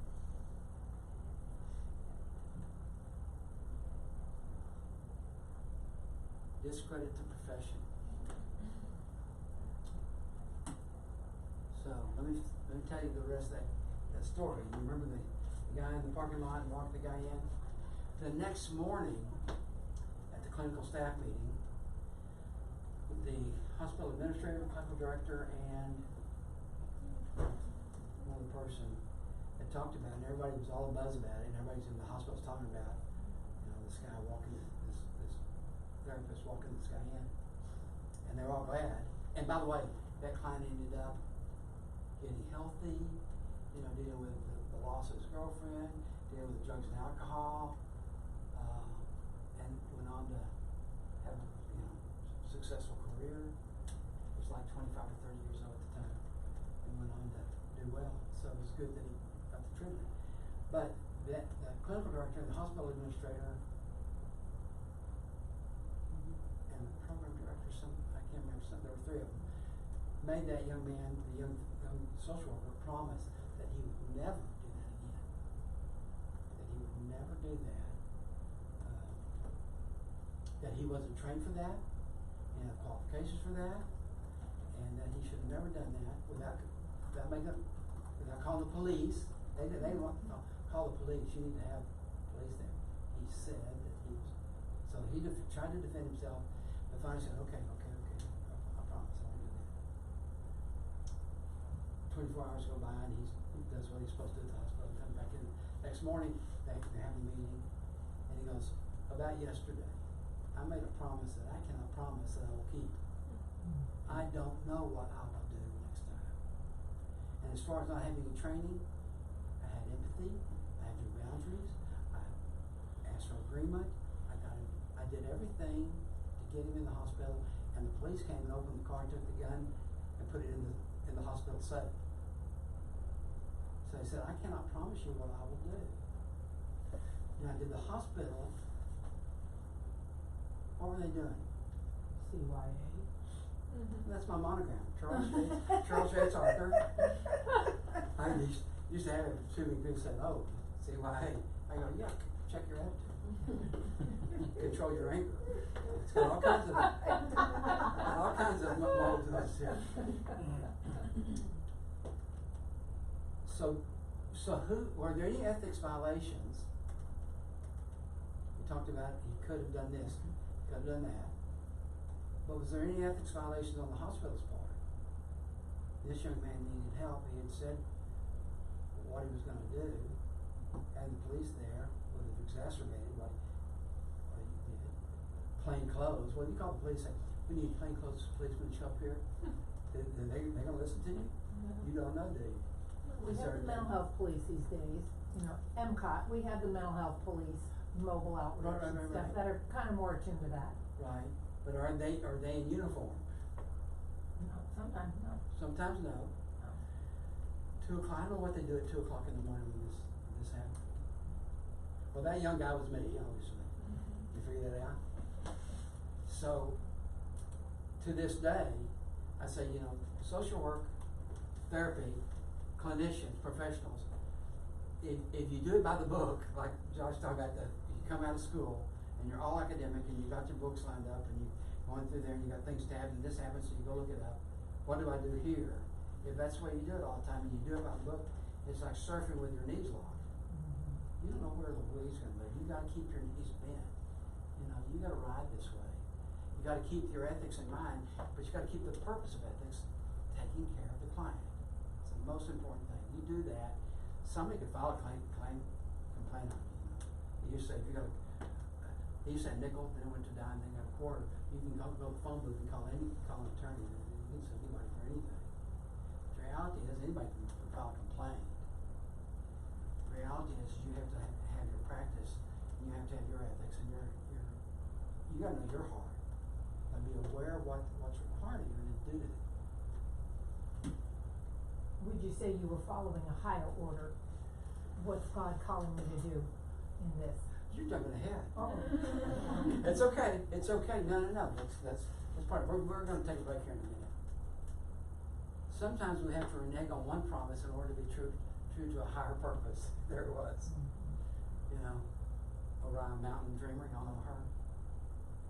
She's a writer of good stuff. You have an Uriah reference and a phone booth reference. You're going old school. Did you notice? I don't color my hair this way. It's all natural. Why client-centered ethics? Focusing ethics on the client simplifies the work and increases the pleasure and job satisfaction. You can quote me, that's Charles Jones. That's me. I think focusing ethics on clients simplifies the work and increases the pleasure and job satisfaction. Okay. We're an hour and a half in. How about it? You want to take a break? There's breakfast over there. Take a break? All right. Let's take a break. How long? I don't know. We'll start when you get back in here. Unless it's noon, in which case I'll be gone.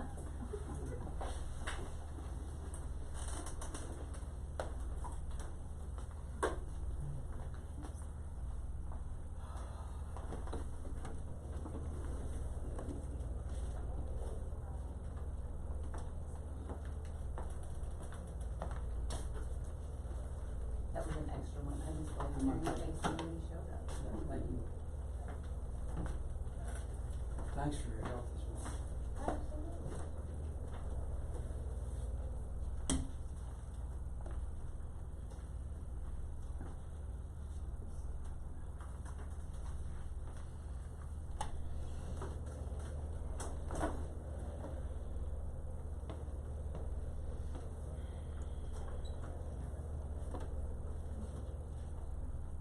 So Charles, what age were you when you decided to get your MSW? We're offline? Yeah. I can ask you personal stuff? Uh, You said you've been in broadcast and all that fun stuff with Yeah. Big Ziegler? yeah. How old was it? 43 maybe? So definitely a second career. Yeah, definitely second career. I enjoy this. So what was it? I had somebody tell me not too long after I had started my practice that I should have been doing this all my life. I go, oh no. Oh, no. Oh no. I needed some real life experiences. Yeah. Well, I went the clinical track halfway through my career because I started out in the MSW macro practice. So I feel the same way. It took me this long to get this gray hair. I'm a much better clinician now than I would have been at 26 with my master's. So I did the first 20 years in macro practice. Then I had my faith conversion, so I was about 40 something. Wow. So I kind of do second career now too on the clinical side. Yeah. Even though I've been in social work since 1980. I've got But two. this part is God ordained and Yeah. wisdom because I'm an older person. I can do this. Yeah. Isn't that funny? She was did I tell you, my supervisor? Yes. No. How many years ago? Yeah. Did we The figure one that was 25 years ago? I graduated in '96 from UT, so Okay. it was like 94 or 5. Yeah. So I worked at Austin Independent School District, and she was in charge of the after-school program. Yeah, the So- at-risk department. Yes. So she did your supervision? Yes. The one that you didn't do your test? Yeah. and- No, I did that. Yeah. I also This is I her did my pre-graduate. Okay, Her, okay, her okay. supervision. When I was No, at okay, UT. well, interesting. For her bachelor's. Yes. Yeah. Isn't that fun? Yes. That is so So fun. And Tori still has the same sweet voice. That's how when she said, you don't remember me, it was her voice. That did Quality it. and- yeah. And of course, Wendy's beautiful and Yeah. blonde and just a pretty lady. But It yeah, was it's the funny, voice we were that says, sitting I on know. Josh's that's couch, fine. and I looked at her and I said, "Oh my gosh, I know you." Oh, the Christmas party? No, just on when the I Monday. first came, Oh. when I first Oh, came. oh, yeah, yeah. so Oh, there here. was We the hadn't Saturday, stayed in yeah, touch. and then Yeah, I when believe was I that? When did you sent start it here? to Colleen Like about March or because, yeah, it April, wasn't, maybe. Yeah. it was, he's Yeah. a new patient, right? Yes, Yeah, yeah, that's I knew, fair, I yeah. knew He your just voice reached out to Oh, me. my Yeah, so I was, face. oh, Yes. yeah, Wow. But the since thing he's is, new we into never it, had a yeah, spiritual I forwarded it to conversation, did Rachel and we? she called And did Tori, all you that were a stuff, and then believer. did the deal. Yes. And I was Okay. raised Yeah, 'cause he's a very Catholic. new, so all the new So, ones. we never talked go about our over. faith. Go to Rachel. Yeah. Mm-hmm. You know, I was Well, I raised can point out, Catholic, she's but my friend, yes. I could tell you about Gotcha. Catholicism, Yeah, but I I'm not would just never like bring it visual. into my practice Yeah, so for that's a my new life, and new like I do intake, now, so you know, she's my working faith. on it. So we Okay. never even Yeah, talked about faith. Yeah, She's yeah, yeah. still- I do would've remember had that. dream Benefits you weren't, from it. Oh, because yeah. you just exuded warmth. Well, thank you. Lord Yeah. protected me from, that feminist hard candy shell, kind of, that's how I saw my early life and stuff, but then maybe by the time I was at UT, I was a mom and I was, you know, I'd softened up my edges, but my first thing getting into social work, did you have any of those militant types, or maybe they don't exist in Texas? I was in Boston University, Well, and we were like tough, man. of course, social work's a, you know, strong, feminine, you know, there aren't very many guys in it. Yeah. And I didn't know till I graduated. I think 6 of my female professors were lesbian. My guys were professors were not gay, but it's an interesting dynamic. Interesting dynamic. And the one woman who was married to one of the other professors, a guy, they divorced, and she's been married, I think, 3 times since. And she was my supervisor in our clinic on campus. And I was always nervous around her because I always thought she was had a little bit of leaky sexual energy. You know, it was always out there. A little inappropriate. Well, she, you know, it was all we always did professional in clinic and stuff. But I was just, maybe it was just me being nervous knowing she had divorced. Well, at the time she was still married to Norman. So, but I have two supervisees now. No, I have one supervisee who went the A&P route, and now she's the lead therapist for Rock Springs on their outpatient deal, and she's extremely good, but eating up supervision. But she's still because she didn't have the clinical. LCSW? Mm-hmm. Okay, so she's doing catch up. Like that's what She's I had doing to do. catch- She's doing catch up on all this theoretical and And she's so panicked interpersonal about practice. doing it this way. Yeah. I go, She and I could relate. yeah. She's You really. know, And I she's had to good. take a lot of classes, and you know, I like to learn. There's no problem there, but you know, I just felt like, is the profession going to accept me transferring from A&P to clinical? You know. Don't tell. That's okay. Well, I'd like to hear her journey too. Yeah. Well, when I went to UT, they were pretty much against clinical. That's on. Yes, you know, there's a lot of call? message of that. You want to yeah, stretch there's yourself? these Are you gonna do it? there's all kinds of choices. So all we do is we put some water in this part. We might need more water. Okay. Well, there were these water bottles here. Oh, okay. Is that what you do? Is fill it out there? Well, I filled it there. Yeah, I Should we do filled the water thing out Okay. there? So I have another. My best friend's daughter has cerebral palsy. Uh-huh. You want to take it off? Do you want me to take it out just there take and the whole refill thing? it? Sure, you think we'll have tankers? Okay. Thank you, Christy. She graduated from UT, 2 masters. Oh, we're good. the same day. This is a friend who has a child with Dodge has Okay. cerebral palsy. Graduated Valerie Turner class, went to Trinity University, was in the President's Council. He bought a house across the street from the university so she could ride her scooter over across. And her mother went to school with her, then her mother went to New York with her for a job, came back to Austin, and back to Washington D.C. Now she's a lobbyist for ARC, for ARC, and she graduated master's social work and a master's from the LBJ School of Public Affairs. This is the daughter with the CP? On the same day. Wow. On the same day. She just looks like Allie McGraw. Mother and daughter look alike. Here you Both go. look like Allie Don't go. McGraw. Wow. So now, the P track, now she wants to sit for her own and say, yeah, can we go on here? Let's see after. I'm going. Look, I got a new header from yesterday, but Yeah. I'll take that over. I come in and woke up with a mile Were you getting that set up for Charles? headache at 2 in the morning. Were you? Well, in my mind, I was like, Go, go. no, you have to get up there. Yeah, you have to get up there. I want you to be as juice definitely can be there and keep the momentum up. How's you stronger or less Oh, strong? there's a couple ones. I don't know. Well, like more, Oh, shoot. it'll be more like water, the amount of water. Well, yeah, This but is then that translates to That one looks stronger, like that's a strong. leaf or something. Yeah. No water, yes. Sorry. I want to take a True, but I guess I'm always making sure the ounces. Oh, Give me more ounces. No, me, I'm good at French fries. Give me the espresso, you know.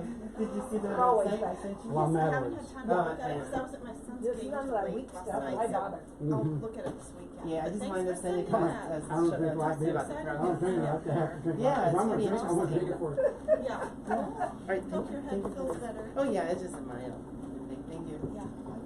Well, that's cool. I hope I get to meet that Rock Springs guy, because I don't know very many people who've Yeah. done it. Oh, you can go over and take two. Got the A&P and then chem clinical, so that was good. Yeah, I took a tour of the ERC on Monday. Have you eating recovery center? Oh, no, I haven't done It's it. wonderful. Okay. They have like every Sounds good. Girls, I didn't realize And they can touch how much Yeah. from And Fort they Worth you offer are. anyone to come down. From Fort Worth. 61 years in the same neighborhood. And where is it? Really? Physically. I live like off of Hewlin. Really? My parents live off of Hewlin. Really? I don't live off of Hewlin. You go to Ogden Heights? My mom did, but I went back. Oh, It's at yeah. the hospital. On what page? Yep. Both My great son was schools. born there, it was called something else. Yep. I was in the suburbs. I was in Central Michigan. Is he? NHR 2O. NRH2O. You been there? Oh, North Austin Medical Yes. Center. So, Okay. And then But I now drove it's called past Dr. it. So I, in graduate Yes, school, right lived behind in the Irving, building. worked in Plano, Yeah. went to school in South Fort Worth. Oh my gosh. So I drove those Oh my roads. gosh. South Fort Worth, the TCC? Southern County? Southwestern. Oh, Southwestern, yeah. On the hill. On the hill. They love to think that they're higher than everyone else. Did what? They like to think that they Oh, are yeah. Oh, my higher God. than everybody else. Yeah, I saw somebody the other day that had just become a professor at Southern. They'd done one of their masters, I think they had a couple masters. One of them mastered at Southwestern and they ended up at Southern. So, yeah, there's a lot of porn addiction on that campus. Where's Jimmy today?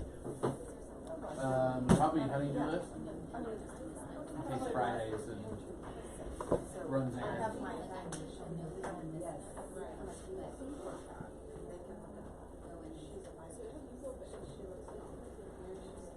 So we're all in one. We are. Okay, we're gonna start. Cause we got a couple of really End up doing it for daughter. couple of tools in Tomorrow, our toolbox that relate. Ethics, the philosophical discipline that is concerned with human conduct and decision making, especially focusing on the principles and standards that govern relationships between individuals with professional roles.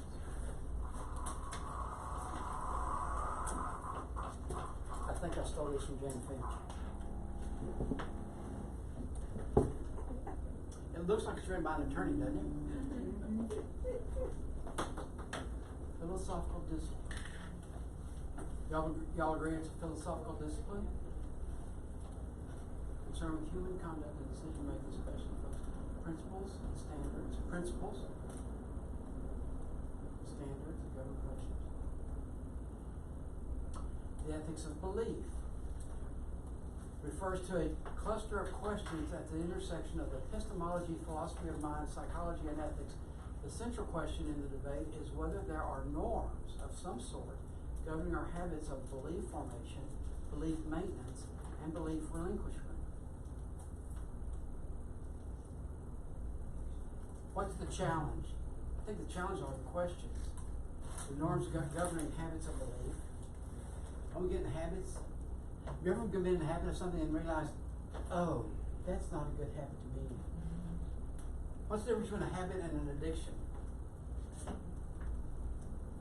much it gets you in trouble? Lack of awareness. Oh, could be. A habit can be good or bad. Yeah. But a good habit that becomes obsessive becomes an addiction. Had a young man, seminary student at Southwestern, he was in our young married couples class that we taught. Two stories on him. One, we were going on a ski trip, and my two teenagers are in the back of the Suburban with their two friends, and the four adults are up in the front two areas, and the kids in the back, we keep going, guys, hold it down, guys, hold it down, guys, hold it down. Finally, he said, when I have kids, my children are going to listen. We just all, the rest of the adults that had kids, we go, okay, you're right. Send me a note, let me know how that works out. The other one, because he was a runner, and he ran 7 days a week, usually 5 or 10 miles, lots of running. When you got that baby, guess what? That baby ate up some of his running time. He couldn't run every day. And he literally had such withdrawal symptoms that he made him sick. That's why I just kept up the habit. There you We don't wanna hear it. Just keep running? Draw. Yeah. Yeah, there you We don't go. wanna There hear you it. go. Draw. Well, I kept eating Cheetos this week. And I wanna know who the dealer is here that put my favorite candy here. So, let me go back here. I wanna go back. Can I go back? Oh, there it is.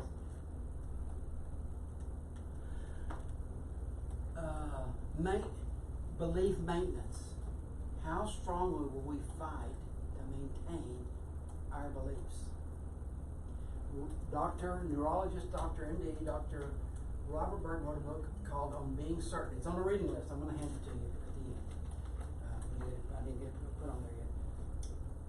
On Being Certain, subtitle, having to be right even when you're not. And he did this research about people, and it certainly applies to Christians, I think, but it applies to atheists and doubters and everybody else too, that once you have a core belief that you're so convinced and so strong on, that when evidence comes that you're wrong, that it's hard to give up, because if I give up that, what else am I wrong about? My whole psyche goes haywire. Example, the world is flat.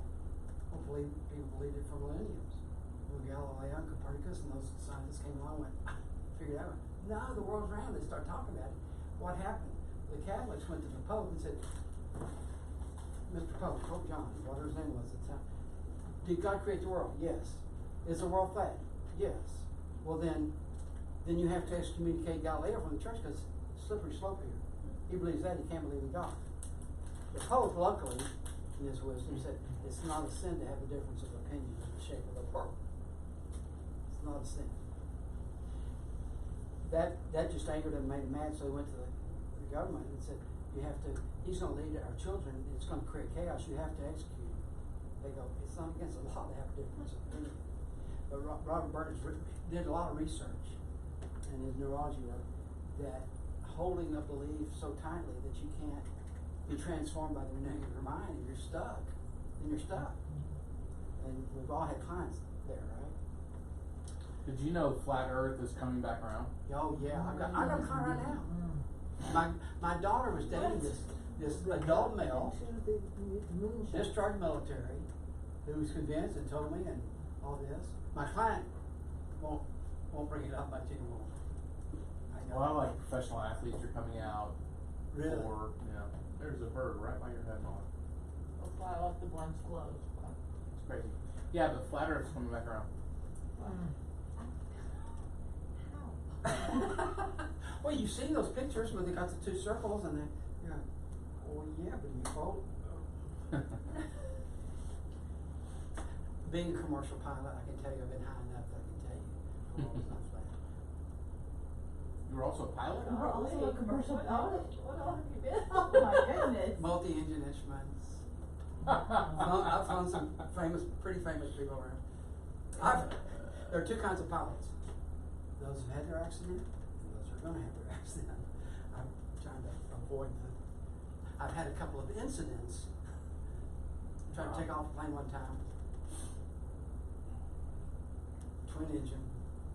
I can't. I moved the chocks from in front. I've done my pre-flight, done everything. I take off. All of a sudden, bam! Well, I'd taken out the chocks from the wheels, but I'd not taken off the tie downs on one of the wings, and that cost me about $100 to fix that incident. Yeah, you would know, I bet, who Grady Nutt is. You looking at me or Jennifer? I'm looking at you. No. Me? No. Oh, no. Southern Seminary guy. He was on Hee Haw a lot. He was called the Prime Minister of Humor, and he was a preacher, but he was a comedian. And I flew him around. I'd fly Jerry Clowers. I bet nobody in this room knows who that is. He was country comedian of the year for CMA for decades. He was actually a fertilizer salesman, but he told funny stories such that he made more money for the company going out and doing conventions and speaking at groups that would then want him to come so they'd buy their products. And Jerry was a great guy, weighed probably 350 pounds. And when Jerry couldn't get from one place to another, or Grady and I couldn't get from one place to another, we'd go pick him up, fly him somewhere. So that was my limit of commercial. I never flew for an airline. But I will tell you, here's a trauma. I'm about to produce 13 one-hour specials for the Nashville Network, what is now CMT. And we're going to have country hosts introducing and interacting with gospel talent at the Grand Ole Opry. And we were at a pre-production meeting, and they said, "Who's going to be your first guest?" We said, "Grady Nutt." I went, no, he's not going to be. Our first thought was, ran off with the church secretary. Something's happened here. You know, no, he was killed in a crash last night. The month before, we'd spoken somewhere. We were flying out to somewhere else. I don't know where we're going, but I can remember it was East Texas and dark runway, pine trees on either side. And at the end, I'm a commercial. I've got lots of hours, and I know I'm not going to hit those trees. But I'm always nervous in the dark, flying that plane, pulling the nose up. Well, the night before this meeting we had flown like that the month before. The pilot said somehow forgot to take off the tail lock. She put it in the tail lock. So when you pull back, you should be able to tell that when you're just pre-flying the airplane. You start to take off, they couldn't pull it back and ran right into the trees and killed it. So, who does the EMDR? Yeah, we could do that for you, child. Yeah. On the phone. So, basis of practice, legal. The precise codification, what does that codification mean? Putting into law, of rules sanctioned by the designated legislative body of the government, which sets the standards and rules of human behavior for criminal and civil remedies of disputes to ensure fairness and justice. These rules can be created by legislation or interpreted by judicial opinion or inherent in a tradition. Laws can be changed by the will of the people involved in the decision-making process. And that's a lot of words, so let me give you an example. I was also president of the outstanding school board of the state of Texas. Wow, you've done everything. Well, you live this long, you got a lot of stuff on there. I was on the school board. School board has 4 responsibilities. They set policy, they set a budget, they set a tax rate to fund the budget, and they hire a superintendent to carry it all out. That's the only 4 responsibilities the school board has.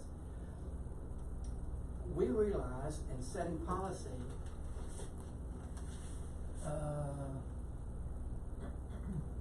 designated legislative body, the school board, which sets the standards and rules of human behavior for criminal and civil remedies, those little criminals in those schools, of disputes to ensure fairness and justice. These rules can be created by legislation at the school board level, or interpreted by judicial opinion, or inherited in tradition. We realized, well, we'd like to have prayers here. We'd like to do this. I'm sorry, there's been a judicial branch that's already said we can't do that. Make sense? So if you haven't, understand, if you have problems with your school boards, understand they got somebody else telling them what to do. Laws can be changed by the will of the people involved in the decision-making process. Yeah, sometimes called revolution. Though. You know, people get to a certain point. Don't.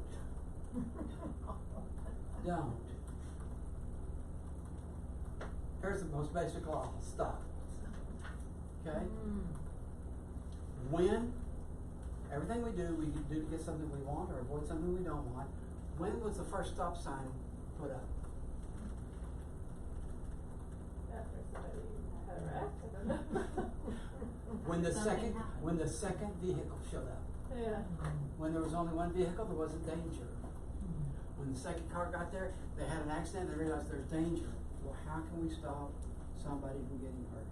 Ethics are made there to protect the client so the client doesn't get hurt. When we recognize that, then we can appreciate them.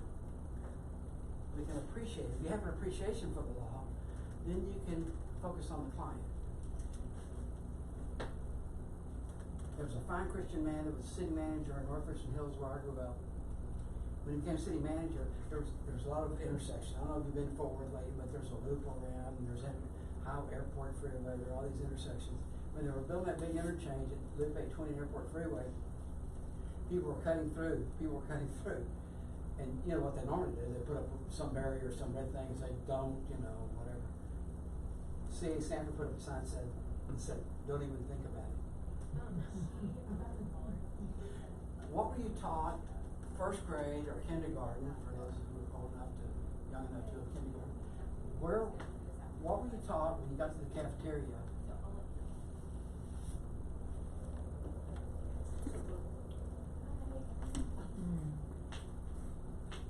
Don't throw food. Answer yourself. She's got food. Straight line. But everybody wants to be first. Don't turn. Take turns. Take turns. In my neighborhood, there's an oversized stop sign. I don't know why they put it, but it's, stop sign about like this. It's oversized right there. I always wanted to go get me a magnetic sign and change it. You can think about ethics. They got these rules. What's the purpose? What's the motivation behind it? Taking care of the clients. Just think about, take turns, be kind, be gentle, meet the client where they are. Now, you know what I asked early on, and I didn't give the LPCs a chance. Social workers start with the client is. Is that kind of what it is for LPCs too? Do y'all have one that you need a tattoo of? Don't have a precept like that? Well, I liked it. It's the reason I chose social work. Because I thought that's what Jesus Are we all LPCs feeling bad about ourselves right Were you? Like, It's just Start with the client it's side. passive aggressive shaming. now? It's working, yeah. You know who you are. Really make it up. You know what you did. we didn't have a meeting. But we are outnumbered. So we just had a break, so we'll skip on. Molly, you're LPC, right? You were just there. Come on. I got to search the ethics online. Okay, typical ethics. Typical elements of ethics. No discrimination, proper representation. See, even though I'm taking a different approach, I want to make sure we cover the legal stuff here in the background. Deliver appropriate services. If you don't do MDR, don't do MDR. You're not certified, don't do it. Continue professional development. Welcome to the class. Base services upon evaluation. I want to know about LPCs. When y'all get your LPCI and you go into supervision, I'm hoping we can answer this one. huh? I'm hoping we can answer this one. Really nervous. Uh, What a lesson. Yeah. Just pick something I can get my master's. one of those triggered it. Base services upon evaluation. I'm sure you could answer it. I can't think of the question, so you must know the answer. We got it. Ensure confidentiality of information. Professional boundaries maintained. There's the one with the dual relationship, slippery slide. No sexual contacts with clients, oh, there's one that's different. Social workers can never date or have a relationship with a client. No, we have 7 years. Y'all have 7 years. Is it 7 years? I think it's 2. No. Josh! That was 5. No, I think No, it's it 2. used to be Well, wait a 7. second. But what does your wife say about it? Oh. No, it's not. 0 years. It can't be Never. 2. Never. Infinity. You looking it up, Molly? Yeah. Hey, we're gonna actually answer one thing correctly today, or accurately rather. We have low standards. Maybe that's, is that No, why we got no, it? you- No, it's just because we know it, Yeah, so we don't just- have yeah. to have it written out. We just all know. It's never a temptation, so we don't need another year. That's it. It's almost like y'all have a chip built in. That's, I did wonder why there was a year. Like, is it I used to have a slide and I've lost it on the professions, the percentage of professions. Is it 2 for friendship? Yes. Sexual and or romantic is 5. Yeah. So, What about mowing your yard? Fixing your toilet? No exploitation, no use of alcohol or drugs. Does that mean we can't drink? We can't, Don't be impaired on the job. impaired on the job? That would be a better, careful use of supervision. Refer when outside areas of expertise. I like being a supervisor, but I also like to have a backup from me. Because sometimes I need a supervisor sometimes. I need to call and say, this is going on, help me with that. It's kind of like every good therapist has one. Good therapist, not that too. Jan Finch, there you go. There she is again. Okay, Chapter C, the Code of Ethics. A, general ethical requirements. A licensee shall not make any false, misleading, deceptive, fraudulent, or exaggerated claim or statement about the licensing services, including but not limited to the effectiveness of services. Can you guarantee effectiveness? You come in here and we're gonna, when you leave here, you will be happy, joyous, and free. The licensee's qualifications, capabilities, background, training, experience, education, professional affiliations, fees, products, or publications, or the practice of counseling. You should not mislead people. Do we need to repeat that twice? No, I don't think so. A licensee shall not make any false, misleading, deceptive, fraudulent, or exaggerated claim or statement about the services of a mental health services organization or agency, including but not limited to the effectiveness of services, qualifications, or products. This is the one I like. The licensee shall discourage a client from holding exaggerated or false ideas about the licensee's professional services, including but not limited to the effectiveness of the services, practice, qualifications, associations, or activities. If a licensee learns of exaggerated or false ideas held by a client or other person, the licensee shall take immediate and reasonable action to correct the ideas the ideas held by the client. This is one of my favorites because I'm a master's level clinical social worker. How many people do you think, because of my age, call me doctor? I can't go into the hospital to visit my wife dressed like this without somebody saying, doctor, doctor. I immediate and reasonable reaction to correct the ideas. It's just Charles, not doctor, just Charles. But they will tell their friends doctor. Why? Their insecurity. They want people to think that they're going to see a doctor, except for the rich doctors' wives in Arlington who say, call me coach. Now there's a stigma about therapy or whatever it is. We've got a responsibility to correct. We certainly don't, the slide before, we certainly don't promote ourselves as something that we're not, or make promises, or about qualifications, what we can do, what we can't do. But also, even, we need to discourage clients from holding, oh, I'm going to go there, this is going to happen. A licensee, now this is another sticky wicket. A licensee shall make reasonable efforts to prevent others whom the licensee does not control from making misrepresentation, exaggerated or false claims, or false deceptive or fraudulent statements about the licensee's practice, services, qualifications, associations, or activities. If a licensee learns of a misrepresentation, exaggerated or false claims, or false deceptive or fraudulent statement made by another, the licensee shall take immediate reasonable action to correct the statement. Where would that happen? You're advertised by somebody, or they tell Possibly. your qualifications. Or I might hear my admin in my office, oh yeah, Charles does that. Oh yeah, well, Cindy does that. Oh yeah, well, no, wait a second, you can't tell them we do that. You gotta make an effort. And I don't have her call them back.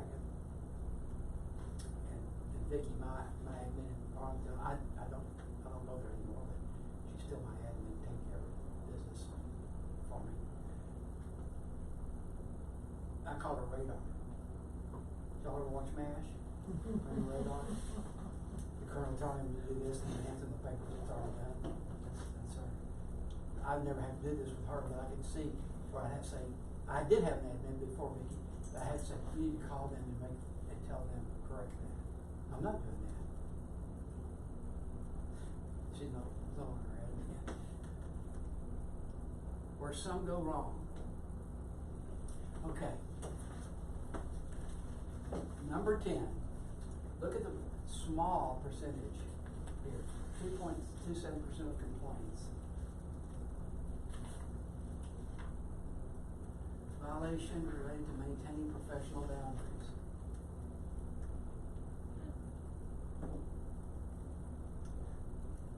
I tell you why I think it's so low. I think it's because of the next 9. Violation related to fraud or bribery. I've never heard of that except where it deals with insurance fraud. I don't know. I've never heard of bribery. No, I'm thinking of that. But 3.72, so we're back to 6. Now with this, we're a little bit over 10. Violation related to unprofessional conduct. Well, what could that include? Being impaired at work, I guess. Not showing up, maybe that would go. Violation related to failure to provide a standard of care. I think this wasn't social work writing this is a board writing these and defining these. That could have been, your incident up at the mental hospital, when you were helping check the guy in. Right. Standard of care Maybe. could have been violated. Violation related to dual relationships. 6.82. So we're about 20 or 30% in here of total causes. Number 5. Violation related to practicing without a license. Now, what did they do to? What's the penalty for practicing without a license? I would assume it's legal, not ethical. Yeah, they can't take away your license. You don't have one, right? Right. So that was always a sticky one for me. I never understood exactly how can you punish somebody? Well, there are criminal charges or even, I guess, potential jail time. If it's on a massive scale, it's kind of a Bernie Madoff kind of scale, then probably something serious. Otherwise, they just find somebody. And what do we find now that it's unlicensed that people are doing all the time? Coaching. Hypnosis. There's a million certified hypnosis things. So somebody go get certified in anger management, they get certified in hypnosis. It's not licensed, it's just certification. So they just stay with one thing, not all we can do. I don't have number 4. I don't know what happened to number 4. Violations related to criminal history. When I was working for that agency, and I'll tell you about doing the anger management thing, there was a man there assigned by the courts to be doing the anger management class. He had beat his girlfriend and slammed her up against an oak tree. I knew this because it came out in the anger management class. Then I saw him in the halls of the Graduate School of Social Work, getting his MSW. Now, what do I do? It's not confidential. It's public record that he's been ordered by the court to be there. But I still felt here I was still in my rigid confidentiality thing. So I said, I went to one of my professors. I said, there's somebody that I'm in a class with in your class that is in an anger management class I teach. He was in it simultaneously with you and the students? And I said, I don't know what to do. And I don't know how that confidentiality, give me your name. The professor said, I'll take care of it. I didn't have to do the name, he said, I'll take care of it. So I don't know if he took the class list and went and did a background check on all of us or what he did, but that student did not return to class after that semester. I think he finished the semester at junior school. But I was real worried about having a social worker that was that angry, that violent. Criminal history. What do you think the second highest was? Oh, you got your notes there, you can probably see it. 17.99, probably notice how. Violation of the Code of Ethics. Can you, if you look at a dictionary and you look at the definition of word, can you use the word that you're looking at the definition for? That part of the definition? I'm a little That bit. sounds like anything else, miscellaneous. Oh. Miscellaneous. And other duties as assigned. Do we have that here, Josh, other duties as assigned? Of course, always. Of course. Yeah, you will lead an ethics seminar. And the number one complaint, of course, we don't have to even guess, violation related to sexual misconduct. Now, here's the next slide is going to give you, I think, violation related to sexual misconduct. The key element is the impact of the words or the actions on the victim, not the intention of the perpetrator. Well, I was just kidding. I was just teasing. Well, I thought you wanted a hug. I thought you wanted me to touch you there. I thought, the impact of the words or actions on the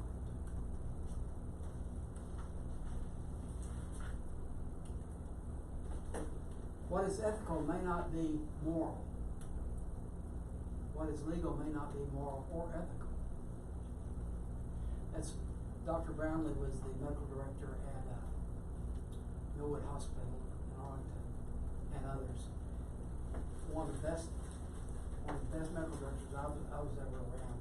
He said that. I'm still not sure I can wrap my hands around all of it, but I think I understand the concept. Just because all things are lawful does not mean all things are profitable. Y'all know that? You know where that's from? I looked up the scripture reference. I can't remember 1 Corinthians. It's in 1 Corinthians. Just because all things are lawful does not mean all things are profitable. Or lawful does not mean all things are profitable or beneficial. You can do that. Yeah, I got clients that say, well, I'm going to do this. You can do that. Can you visualize what's going to happen? What are the possible scenarios to follow that up, the consequences of that? It's kind of the ABC thing, activated it, believe, choice. Because the choice becomes somebody else's activated it. They don't believe. That reminds me of in the abortion counseling world. But it's legal. These 16-year-old girls, it's legal. Why would they make something legal? If it didn't have ethical dilemmas. It's not against the law for any elected official to lie. We'll go back to this previous slide, but society can change things. We expect politicians to lie. We become so desensitized that we don't even react sometimes to tweets these days. So many of them. Mm-hmm. Yeah, take your pick. Pick your poison. Okay, let's talk about your somebody training. We did a little bit in the beginning. How many grew up hellfire damnation or grace? What was your somebody training? If an electrician walks into this room, what do you think he's going to look at? Lights on the light plugs. He's going to notice the fluorescents are off. This is nice. It's got the other indirect light. That's good. What else? If a flooring guy comes in, what's he going to look at? Nice wood floors. The painter. So your somebody training. Where were you trained? Where do you get how you think, how you process information? I'm going to give you some of my training and the conflicts in my training. In fact, I've got a book outlined and a T-shirt designed that says, "Get a grip, let it go." Now, which is it? Which is it? When I was growing up, I heard, "Don't just sit there, do something." One of the first 2 books I bought as a therapist, I joined the therapy book club. Okay, y'all seen that? I joined the therapy book club and they had 2 books. One of them was Voluntary Simplicity, which I thought sounded delightful. Some of my clients need to do. Forget about my clients, I need to do it. Second was, don't just do something, sit there. How many people do you know? My wife and I started 10 years ago, 15 years ago. Every Wednesday, I took off Wednesday, and we would go have an early brunch or go see an early movie, then go have a later lunch. That was date night. You know why? Because I like movies. I got Showtime and HBO, I got Hulu, I got all this stuff. We can watch movies at home. Oh no. Let's watch this movie. Okay, sweetheart. So I'll put it on. And then right through the opening credits, before she's up, gone to the kitchen, she can't sit still. So I it's manipulative. I use the skill. Sweetheart, I want to take Wednesday. I'll just have a day with you. Why? Just so I could see a movie from start to finish. It wasn't for her, it was for me. You see the concept? I go, you want me to pause there? No, I'm okay. I'm okay. I can hear it. No. The other one was, because I grew up during the Davy Crockett days, was make sure you're right, then go ahead. Well, wait a second, if I'm making sure I'm right, I may not be doing something. I may be just sitting there forgetting to plan together. Conflicts. Get a grip, let it go. Or just sit there and do something. Make sure you're right first, then go ahead. If it's worth doing, Do it well. it's worth doing right. Doing to others. Part of your somebody training. As you'd have them done to you. All men and women are created equal. Somebody training. What's your somebody training? What things are personal that when you're sitting there, you're not thinking about them. You're more focused on your client, you're doing the right thing. But that stuff is still there. The electrician cannot help walking in this room and not noticing the lights. Okay? So it's being aware.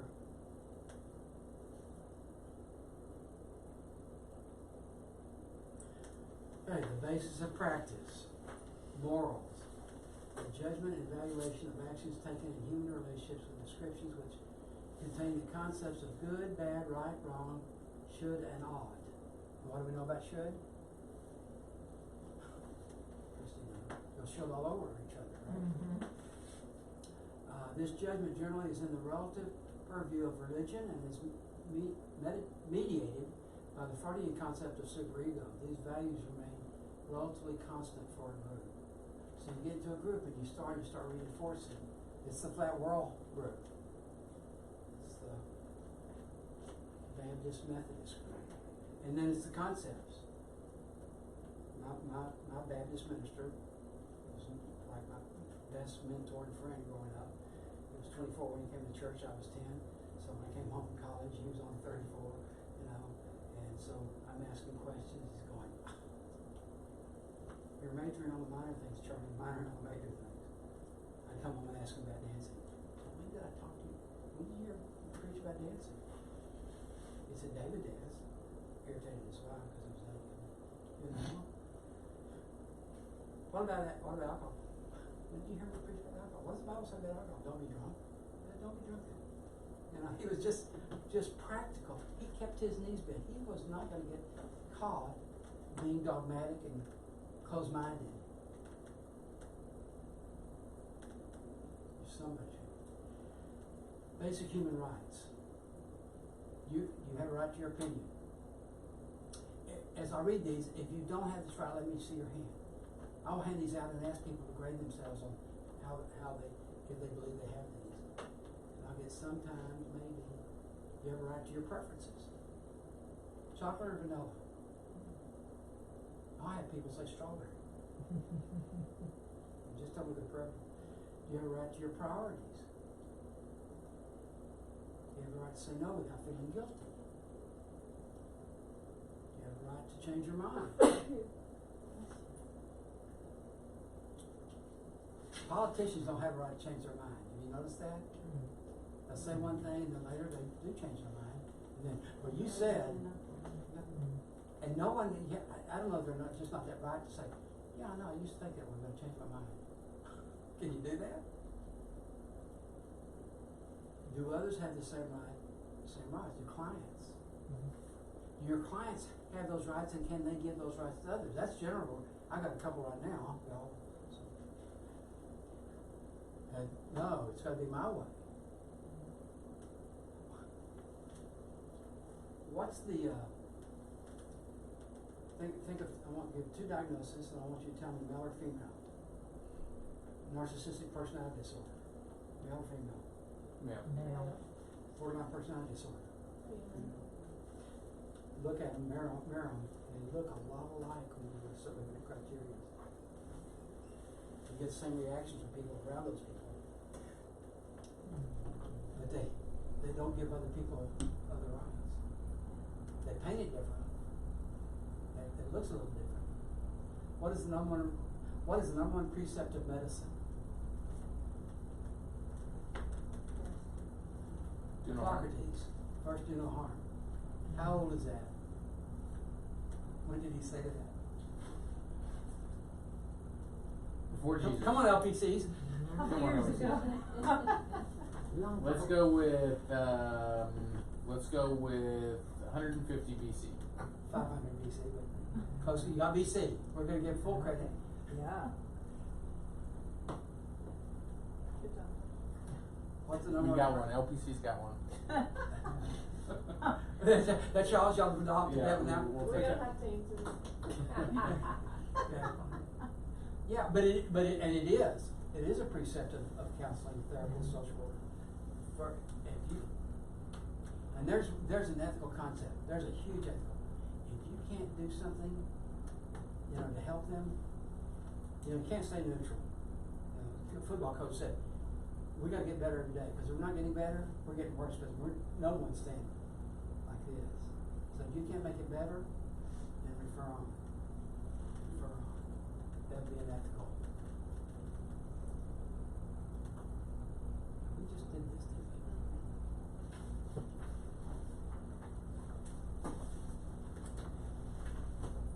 The concerns over ethics place any stress on mental health professionals. You know what, let me rephrase that question. When do concerns over ethics place stress on mental health professionals?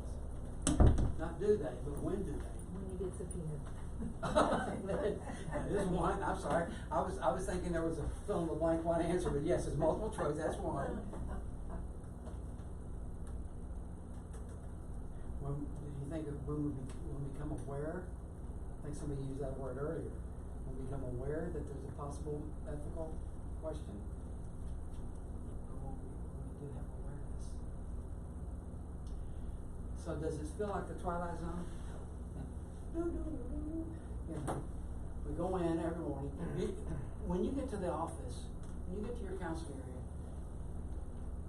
do you immediately start being concerned about what's going on and how that client's going to do, and do you review all the ethical things? No, those are there. But then we're required. Why? Remember the stop sign? All laws are based on fear. Afraid somebody's going to be hurt. Ethics are based on fear. Afraid somebody's going to be hurt. Same concept here. We're here. Why do we have to have 6 hours every? Do y'all do your license every 2 years? Yes. Every 2 years. So you got to have 30 hours every 2 years? 24. We're low standards, 24. You lightweights. Yeah. Well, you know what that means? They feel safer with you. They don't trust us.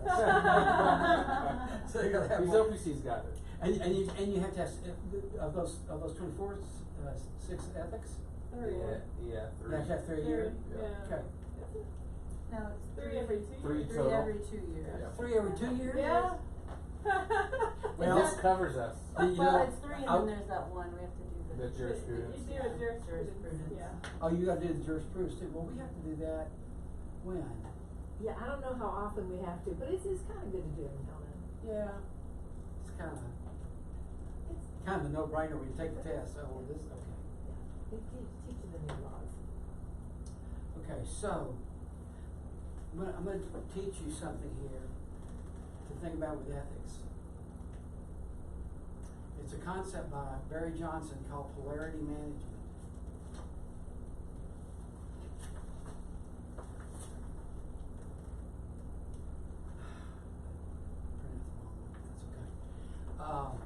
Polarity management.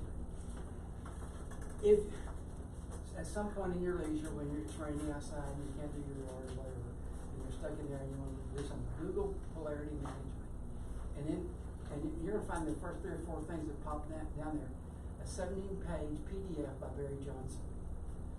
It's worth looking at. I'm gonna do you a cursory introduction to it. The concept is that not every problem is a problem to be solved. There are some issues that are just meant to be managed. Okay, dividing the 4 quadrants. At the top, we're talking about breathing here. At the top, you have aerobic efficiency and you have life. At the bottom, you have death, aerobic inefficiency. So we look at what are the 2 parts of breathing, inhaling and exhaling. Well, let's look at inhaling. What's the positive thing about inhaling? You get oxygen. Okay? What's the positive thing about exhaling? You clean out carbon dioxide. You get rid of the poison, right? But let's just go over to this. If getting oxygen and then inhaling is all you do, what's the negative? Too much carbon dioxide. So what do you have to do?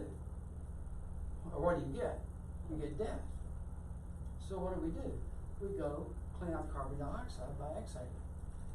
But what if that's all we do? What's the negative?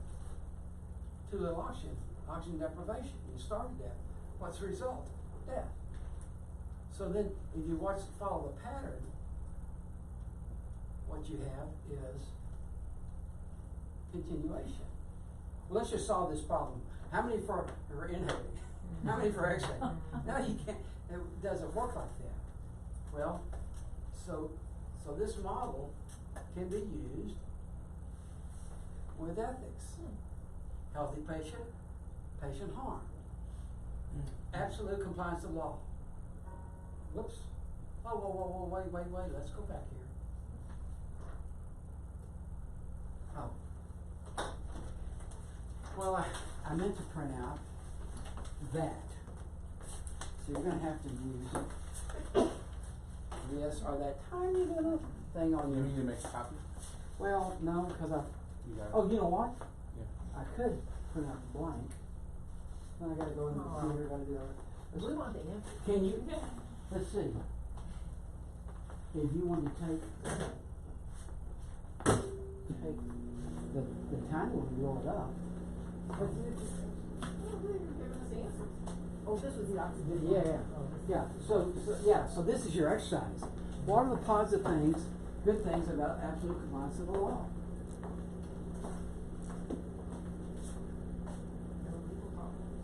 Why don't y'all work together here? Yeah. Take 5 minutes, 10 minutes. Come on, Molly. The look on her face made me think there's been some trauma in her eyes. I said lean to compliance with the I'm sorry, I don't law. want to overread this. This is the 24 hour. Absolute compliance.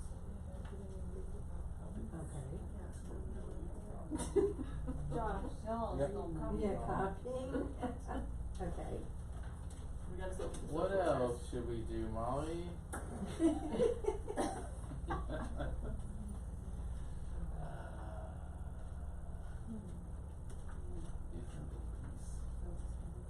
I was gonna say that. Yeah, you feel confident in what you're doing, you know, you feel like you're not compromising.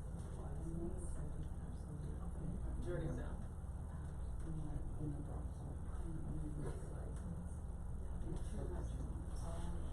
I mean, Sleep at night with a George. Oh, I did that on purpose. Oh, I'm sorry. Okay, should we keep going? I Um, think so. You want us to fill the whole thing, Charles?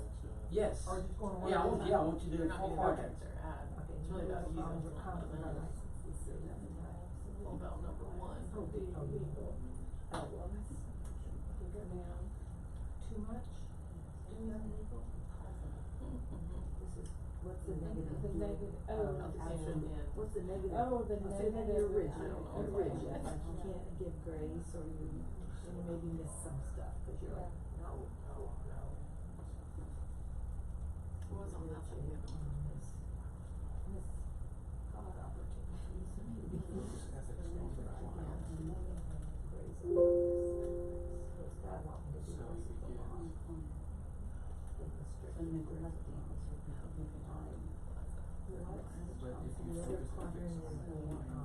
Focus ethics on the client. She was like. Your ethics sway your patient. Yeah, it was like risk. Well, I can see the It's data. a lot of risk. What's the positive? We Well, focus I feel like you're like not boundary at maybe all. risk, but that's the positive. Focus on the yeah. Lack risk.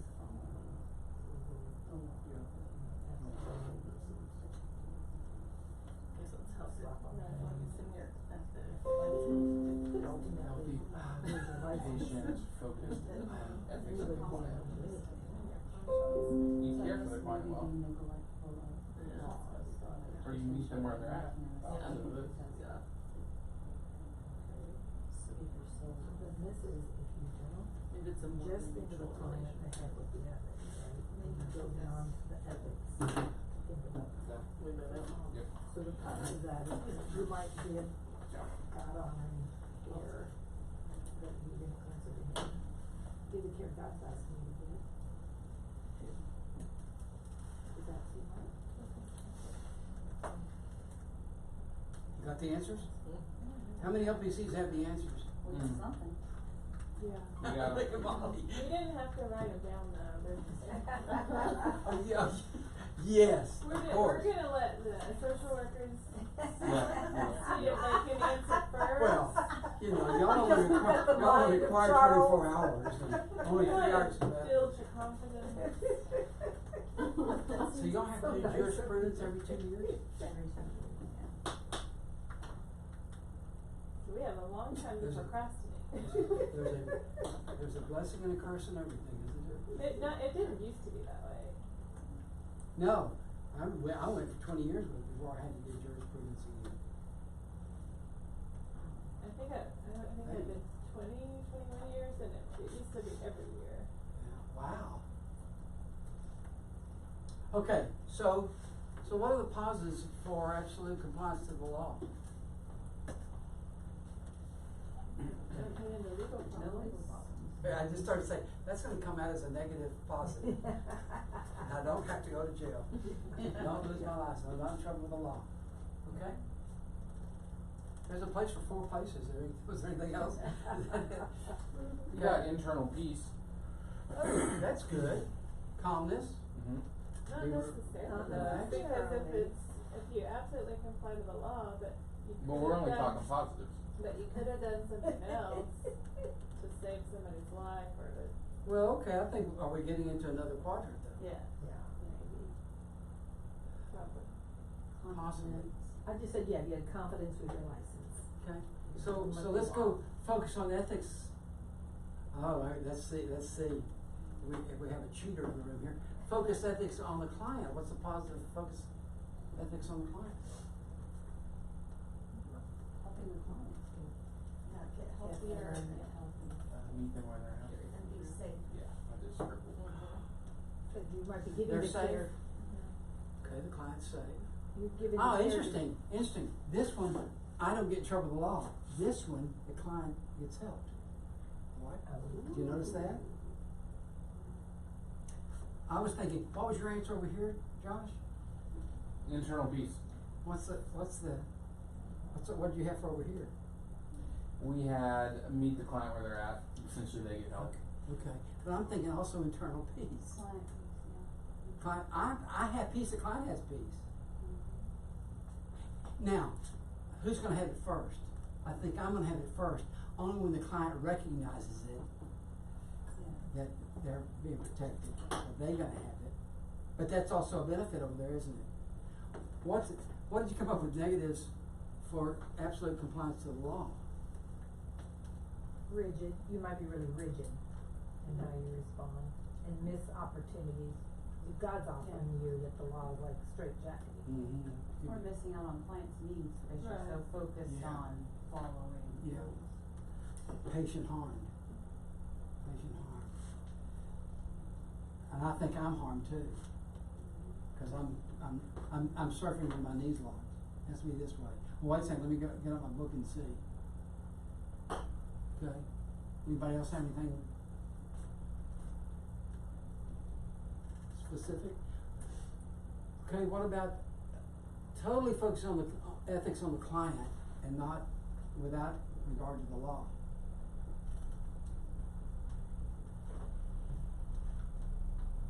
You said no boundaries. No boundaries.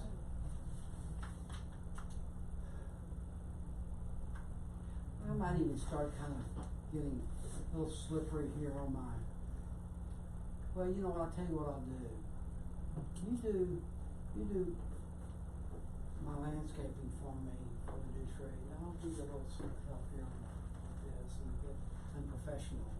Maybe unprofessional there. I'm not focusing ethics on cloud. I'm focusing on me. I'm forgetting what's important here. So polarity management you can use a lot of good things. I tell you, I use it. It helped me with my road rage decades ago. It's recognizing, you know, what I get in my car. My dad taught me, here's somebody training. The car is to get you from here to where you want to go. Get you to the job, get you to school, get you somewhere. And traffic impedes that. So traffic used to just, you know, I moved to Georgetown because it's this quite a little small, sleepy little retirement village.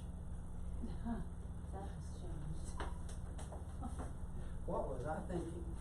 I didn't get, is the room on fire? I see the flame, hear the word fire smoke. Is it a candle or is the room on fire? I didn't know the room was on fire. You know, Georgetown was just,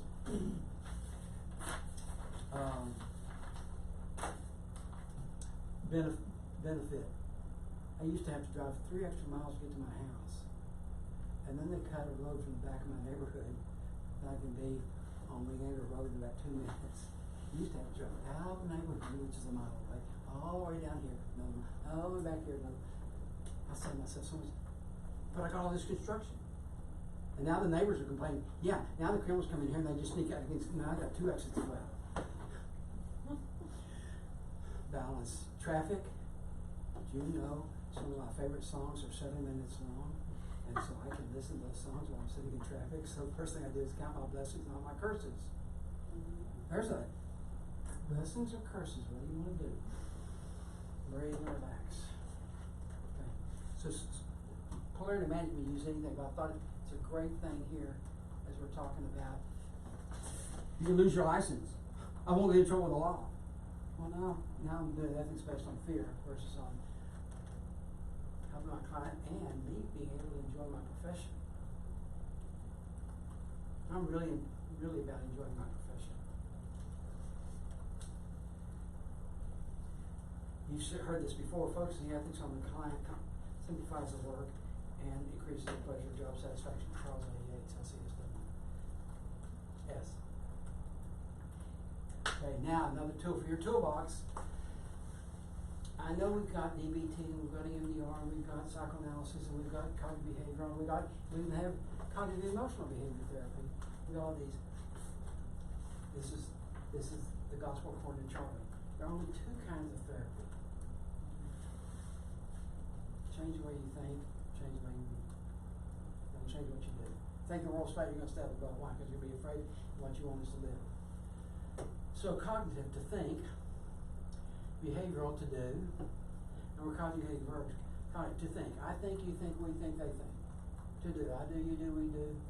So I'll start with the first person singular here. To feel. I feel. To want. I want. To have. I have. To be. I am. Think about this. Moses thought that he was Egyptian. He thought he was heir to the throne. He thought he was a builder. He thought he was a leader. He thought all these great things about him based on the lie that he was Egyptian. Now when he finds out the truth, that he's not Egyptian, he's Jewish, he's an Israelite, how did he feel? Confused, scared, whatever. What did he want? Probably to build and to be a leader and to have the throne of Egypt. What did he have? Nothing. He lost everything. Who was he? I don't know. He didn't know. So what did he do? Well, he first went down to the slave pits, and that's where he thought he needed to be, and that's where Pharaoh had to sit. Did Pharaoh love Moses? When he thought he was Egyptian, thought he was his son by adoption? Yeah. You think how many of you ever get angry with your kids? When you, no, I didn't actually need to show hands, but thank you.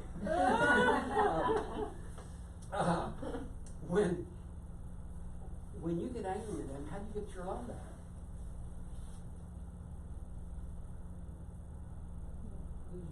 You don't lose your love. Even while we're yet sinners, Christ still died for us. He knows who we are. He doesn't like what we do all the time. Okay, so Pharaoh still loved Moses, but he couldn't keep him there. So sitting there, and then Moses gets angry, he kills us, blah, blah, blah, blah. And then he goes wandering around the wilderness, he goes up the mountain, and God says, hey, Moses, go lead my people. Now think about Moses' cognitions. I can't lead the people. That's his thought. Creates fear. I can't do that. If I just go to the slaves and say, follow me, they won't follow me because they'll be afraid. They'll think that Pharaoh will kill them if they try to leave, try to escape. Okay, I'll go to Pharaoh. Hey, Pharaoh, I was talking to God, and God said for me to lead your people. Who's God? What are you talking about? There's only really one God. And you're like, what does he look like? What is this burning bush? Moses, I think you're standing a bit too close to the burning bush. What do the leaves look like? You got some secondhand smoke here. What's going on? Moses didn't think he could lead. That's what he couldn't do because he didn't think that he was a leader. So Moses, in his argument with God, says, who will I say sent me? And God goes, Moses, I am who I am. Go become the man I created you to be. I created you to be a leader. You thought you were a leader when you believed a lie. Now, trust me, which is always God's message to us, right? Trust me. So Moses went in his fear and became who God created him to be. So, how do we Romans 12:2? How do we be transformed by the changing of the way we think, by the renewing of our minds?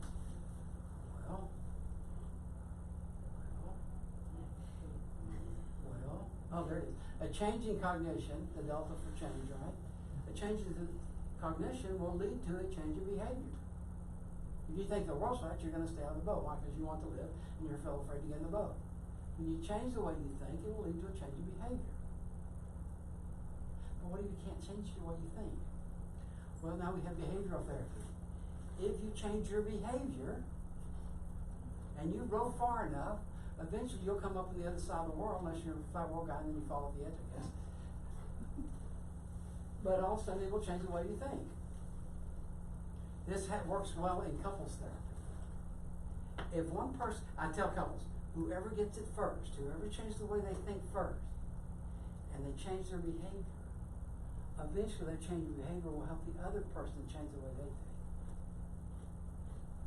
But if they've got a repetition for a long time of behavior that's negative to them, they're going to see the change in behavior and it's not going to work. So it takes time. It takes time. If you change behavior, how long does it take before they change the way they think? I'll have somebody come in, they've got it, they change the behavior, and they go, I've been doing it differently, why won't they see it? Well, it takes time. Well, how much time? I don't know. How consistent you are in focusing on the changing the way of being transformed by the renewing of your mind over and over and over again. So the behavior becomes consistent, because until the behavior is consistent enough, they're not going to change the way they think. There is a lag time between the time that you get it, change your behavior, they change their behavior, they change their thoughts. And then you start trusting. See, there's no trust because of past behavior, because of past thoughts. When I was about 19, I was taking flying lessons while going to college, and I graduated with honors in grad school.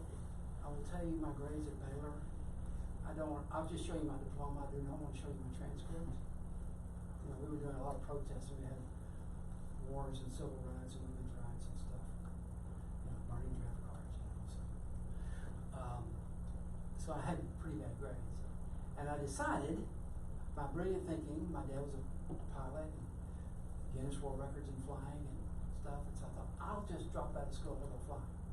So I told my mom, my new plan, my new behavioral plan, I'm going to drop out, I'm going to go join the Navy or the Air Force and get into their flight program, and I'm going to fly planes. My mother says, why would you want to do that? Now she's asking a motivation question. Why? Well, I would rather me fight than my children have to fight. That's what I wanted, that's what I thought. You know what my mother said? That's what your father said when he went off to fight the Japanese and the Germans, so that you wouldn't have to fight. And then she put in truth. She typed in truth into my operating system. There will always be wars and rumors of war. Have you ever heard that? I went, somebody training. So I didn't go fight. I struggled until finally gave me a diploma just to get me out. Go and sin no more. So I thought something, I wanted something. I changed the way I thought, it changed my behavior. And years later, I called UTA and said, how do you get to grad school? And they said, well, you have to have a degree from a four-year university. I said, I got that. And they said, and the 3.0 in your last 60 hours. And I said, or? And they said, well, if you got a lot of successes and you make 1,000 on the GRE, great. When do they give that GRE? I think they're giving it this weekend. Now can't you go take GREs and all your exams just almost any time because they're all computerized? I think so. But this time they said, this was a Wednesday afternoon. They said, well, I think they're giving it this Saturday. Oh, wow. Well, if I don't, can I take a course? Yeah, but those are over. Do they have a book at the library? Yeah, they have a GRE book. Oh, okay. But what if I don't take it this weekend? I have to wait till January to get in? This is in May and March.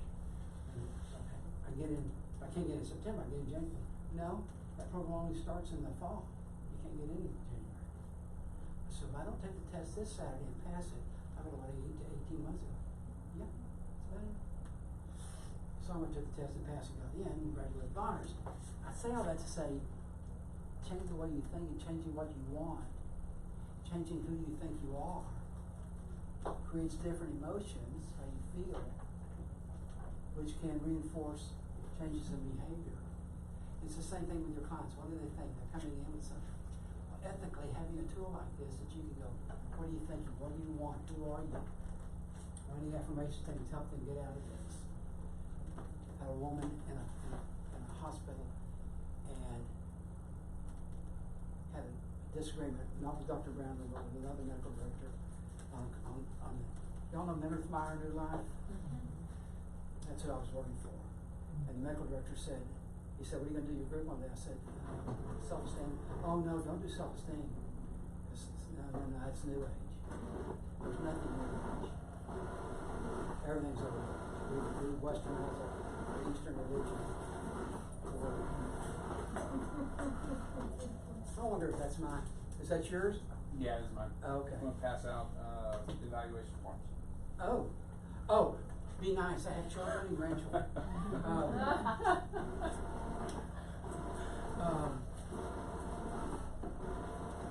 Or was it?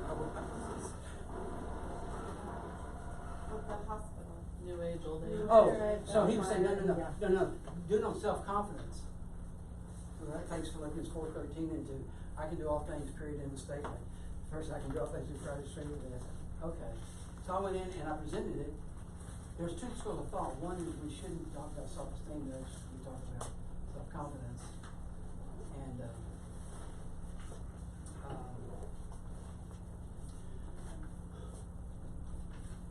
I went in and let them make the choice. So then we went ahead and did the model that I have. And at the end of it, people were talking about self-esteem and the esteem of others and self-confidence. And there was one woman that she wasn't saying anything. I said, why don't you say anything? She said, all my life I was told I was worthless, that I was no good, I was abused sexually, physically, emotionally. And I was told I wasn't worth anything. And now y'all are here telling me that I'm worth something. You're saying that God thinks I'm worth something. And I see a danger there that I can think of myself more, maybe Romans 12:3, people don't quote that one, and think not more highly of yourself than you ought to think, but soberly as God gives you a measure of faith, that I could, if I'm not careful, I could go the other direction. I think I don't want self-esteem, and I'm tired of others' estimation of me. What I think I want is God esteem. I want to know the truth. When your thoughts are based in truth, everything else falls into line. Make sense? So, that's become important to me. What does God think of me? Because sometimes, I don't know if y'all have the same problem, but I go to work, and people sometimes pat me on the back and say good job, and then every couple of weeks, Timothy Center sends me a check, and I go home. I go home, my wife says, well, you did an adequate job mowing, are you going to edge, and where's the money? I'm in session, please call me. Y'all have that feature on your phone? Love that feature. So to balance that is like the ethics, it's like the polarity management. I want the mixture of that. Somebody trained me. My somebody training growing up is if you didn't walk out the door when I was little, I didn't walk out the door to go play out the front of the backyard without saying, I love you, Mommy, and she said, I love you too. I was used to that. I got married to a German woman who, I love you. Some German. Yeah, that's good. Bad. Thank you. Good information. And I realized after 2.5, 3 decades, I was only telling her, I was just manipulating. I was just telling her I loved her so I could hear it back. She didn't give it to me back. I figured out, I've been doing this behavior forever. I wasn't getting what I wanted. So, one night she was laying in bed reading, and I got on bed. I called on all four, looked at her and said, you love me? And she says, yes, why? What's wrong? I rolled over and said, nothing, good night, sweetheart, love you. And she said, what was that about? I said, well, I figured out what I've been doing because of what I've been thinking. Really, I wasn't focused on what I wanted. Now I know what I want, so instead, I'm going to change my behavior. Whenever I'm insecure, I'm going to say, do you love me? So you can say yes. Now she goes, yes. I said, once more with television director, cut, let's take it again. Once more with feeling. Once more with feeling. This time make me believe. Okay, well, cancer do strange things, and now I know she loves me. So, does this make sense? It's just a model of changing cognitive behavioral. Cognitive, emotional, I feel, behavioral therapy. It's changing to make sure that we reprioritize. Remember the Bill of Rights? I can change what I want. I can change my opinion. Bag time. So I wanted to learn how to fly. I went and signed up. And what I wanted to do was the behavior I wanted to fly. They send you and they put you in ground school to change the way you think. It's not the wind beneath your wings. Gary Morris won a Grammy for the beautiful song, "You Are the Wind Beneath My Wings." It's bad aerodynamics. I tell him every time I see him. We're in the same high school together. He goes, I know. I go, he said, but the song doesn't work well when you say it's the wind on top of the wind that creates lift. But I wanted to fly, but they put me in ground school to change the way I thought. Then they put me in flight school. This is ground school. Therapy is ground school. What's the best therapy? The 6 days and 23 hours between sessions.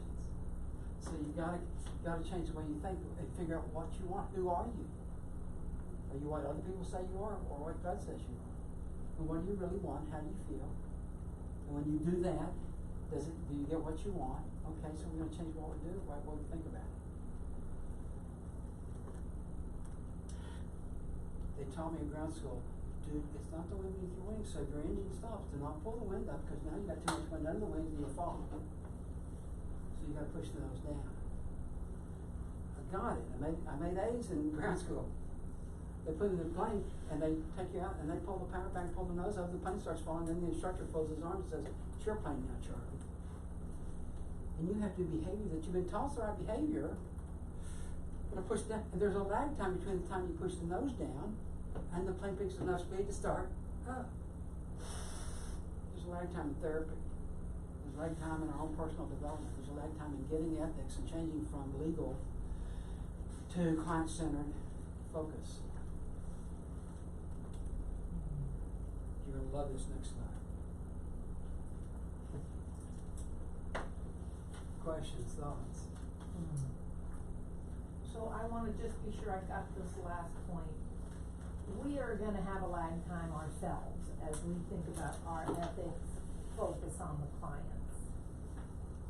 And that's what we're doing here. We're As soon- focusing on, yes. we're refocusing instead of the legal, am I doing it right? To your diagram, am I thinking of the client's interests and kind of the win-win idea? Right. Yes, you're gonna find The yourself. infinity loop idea. Don't lose the legal.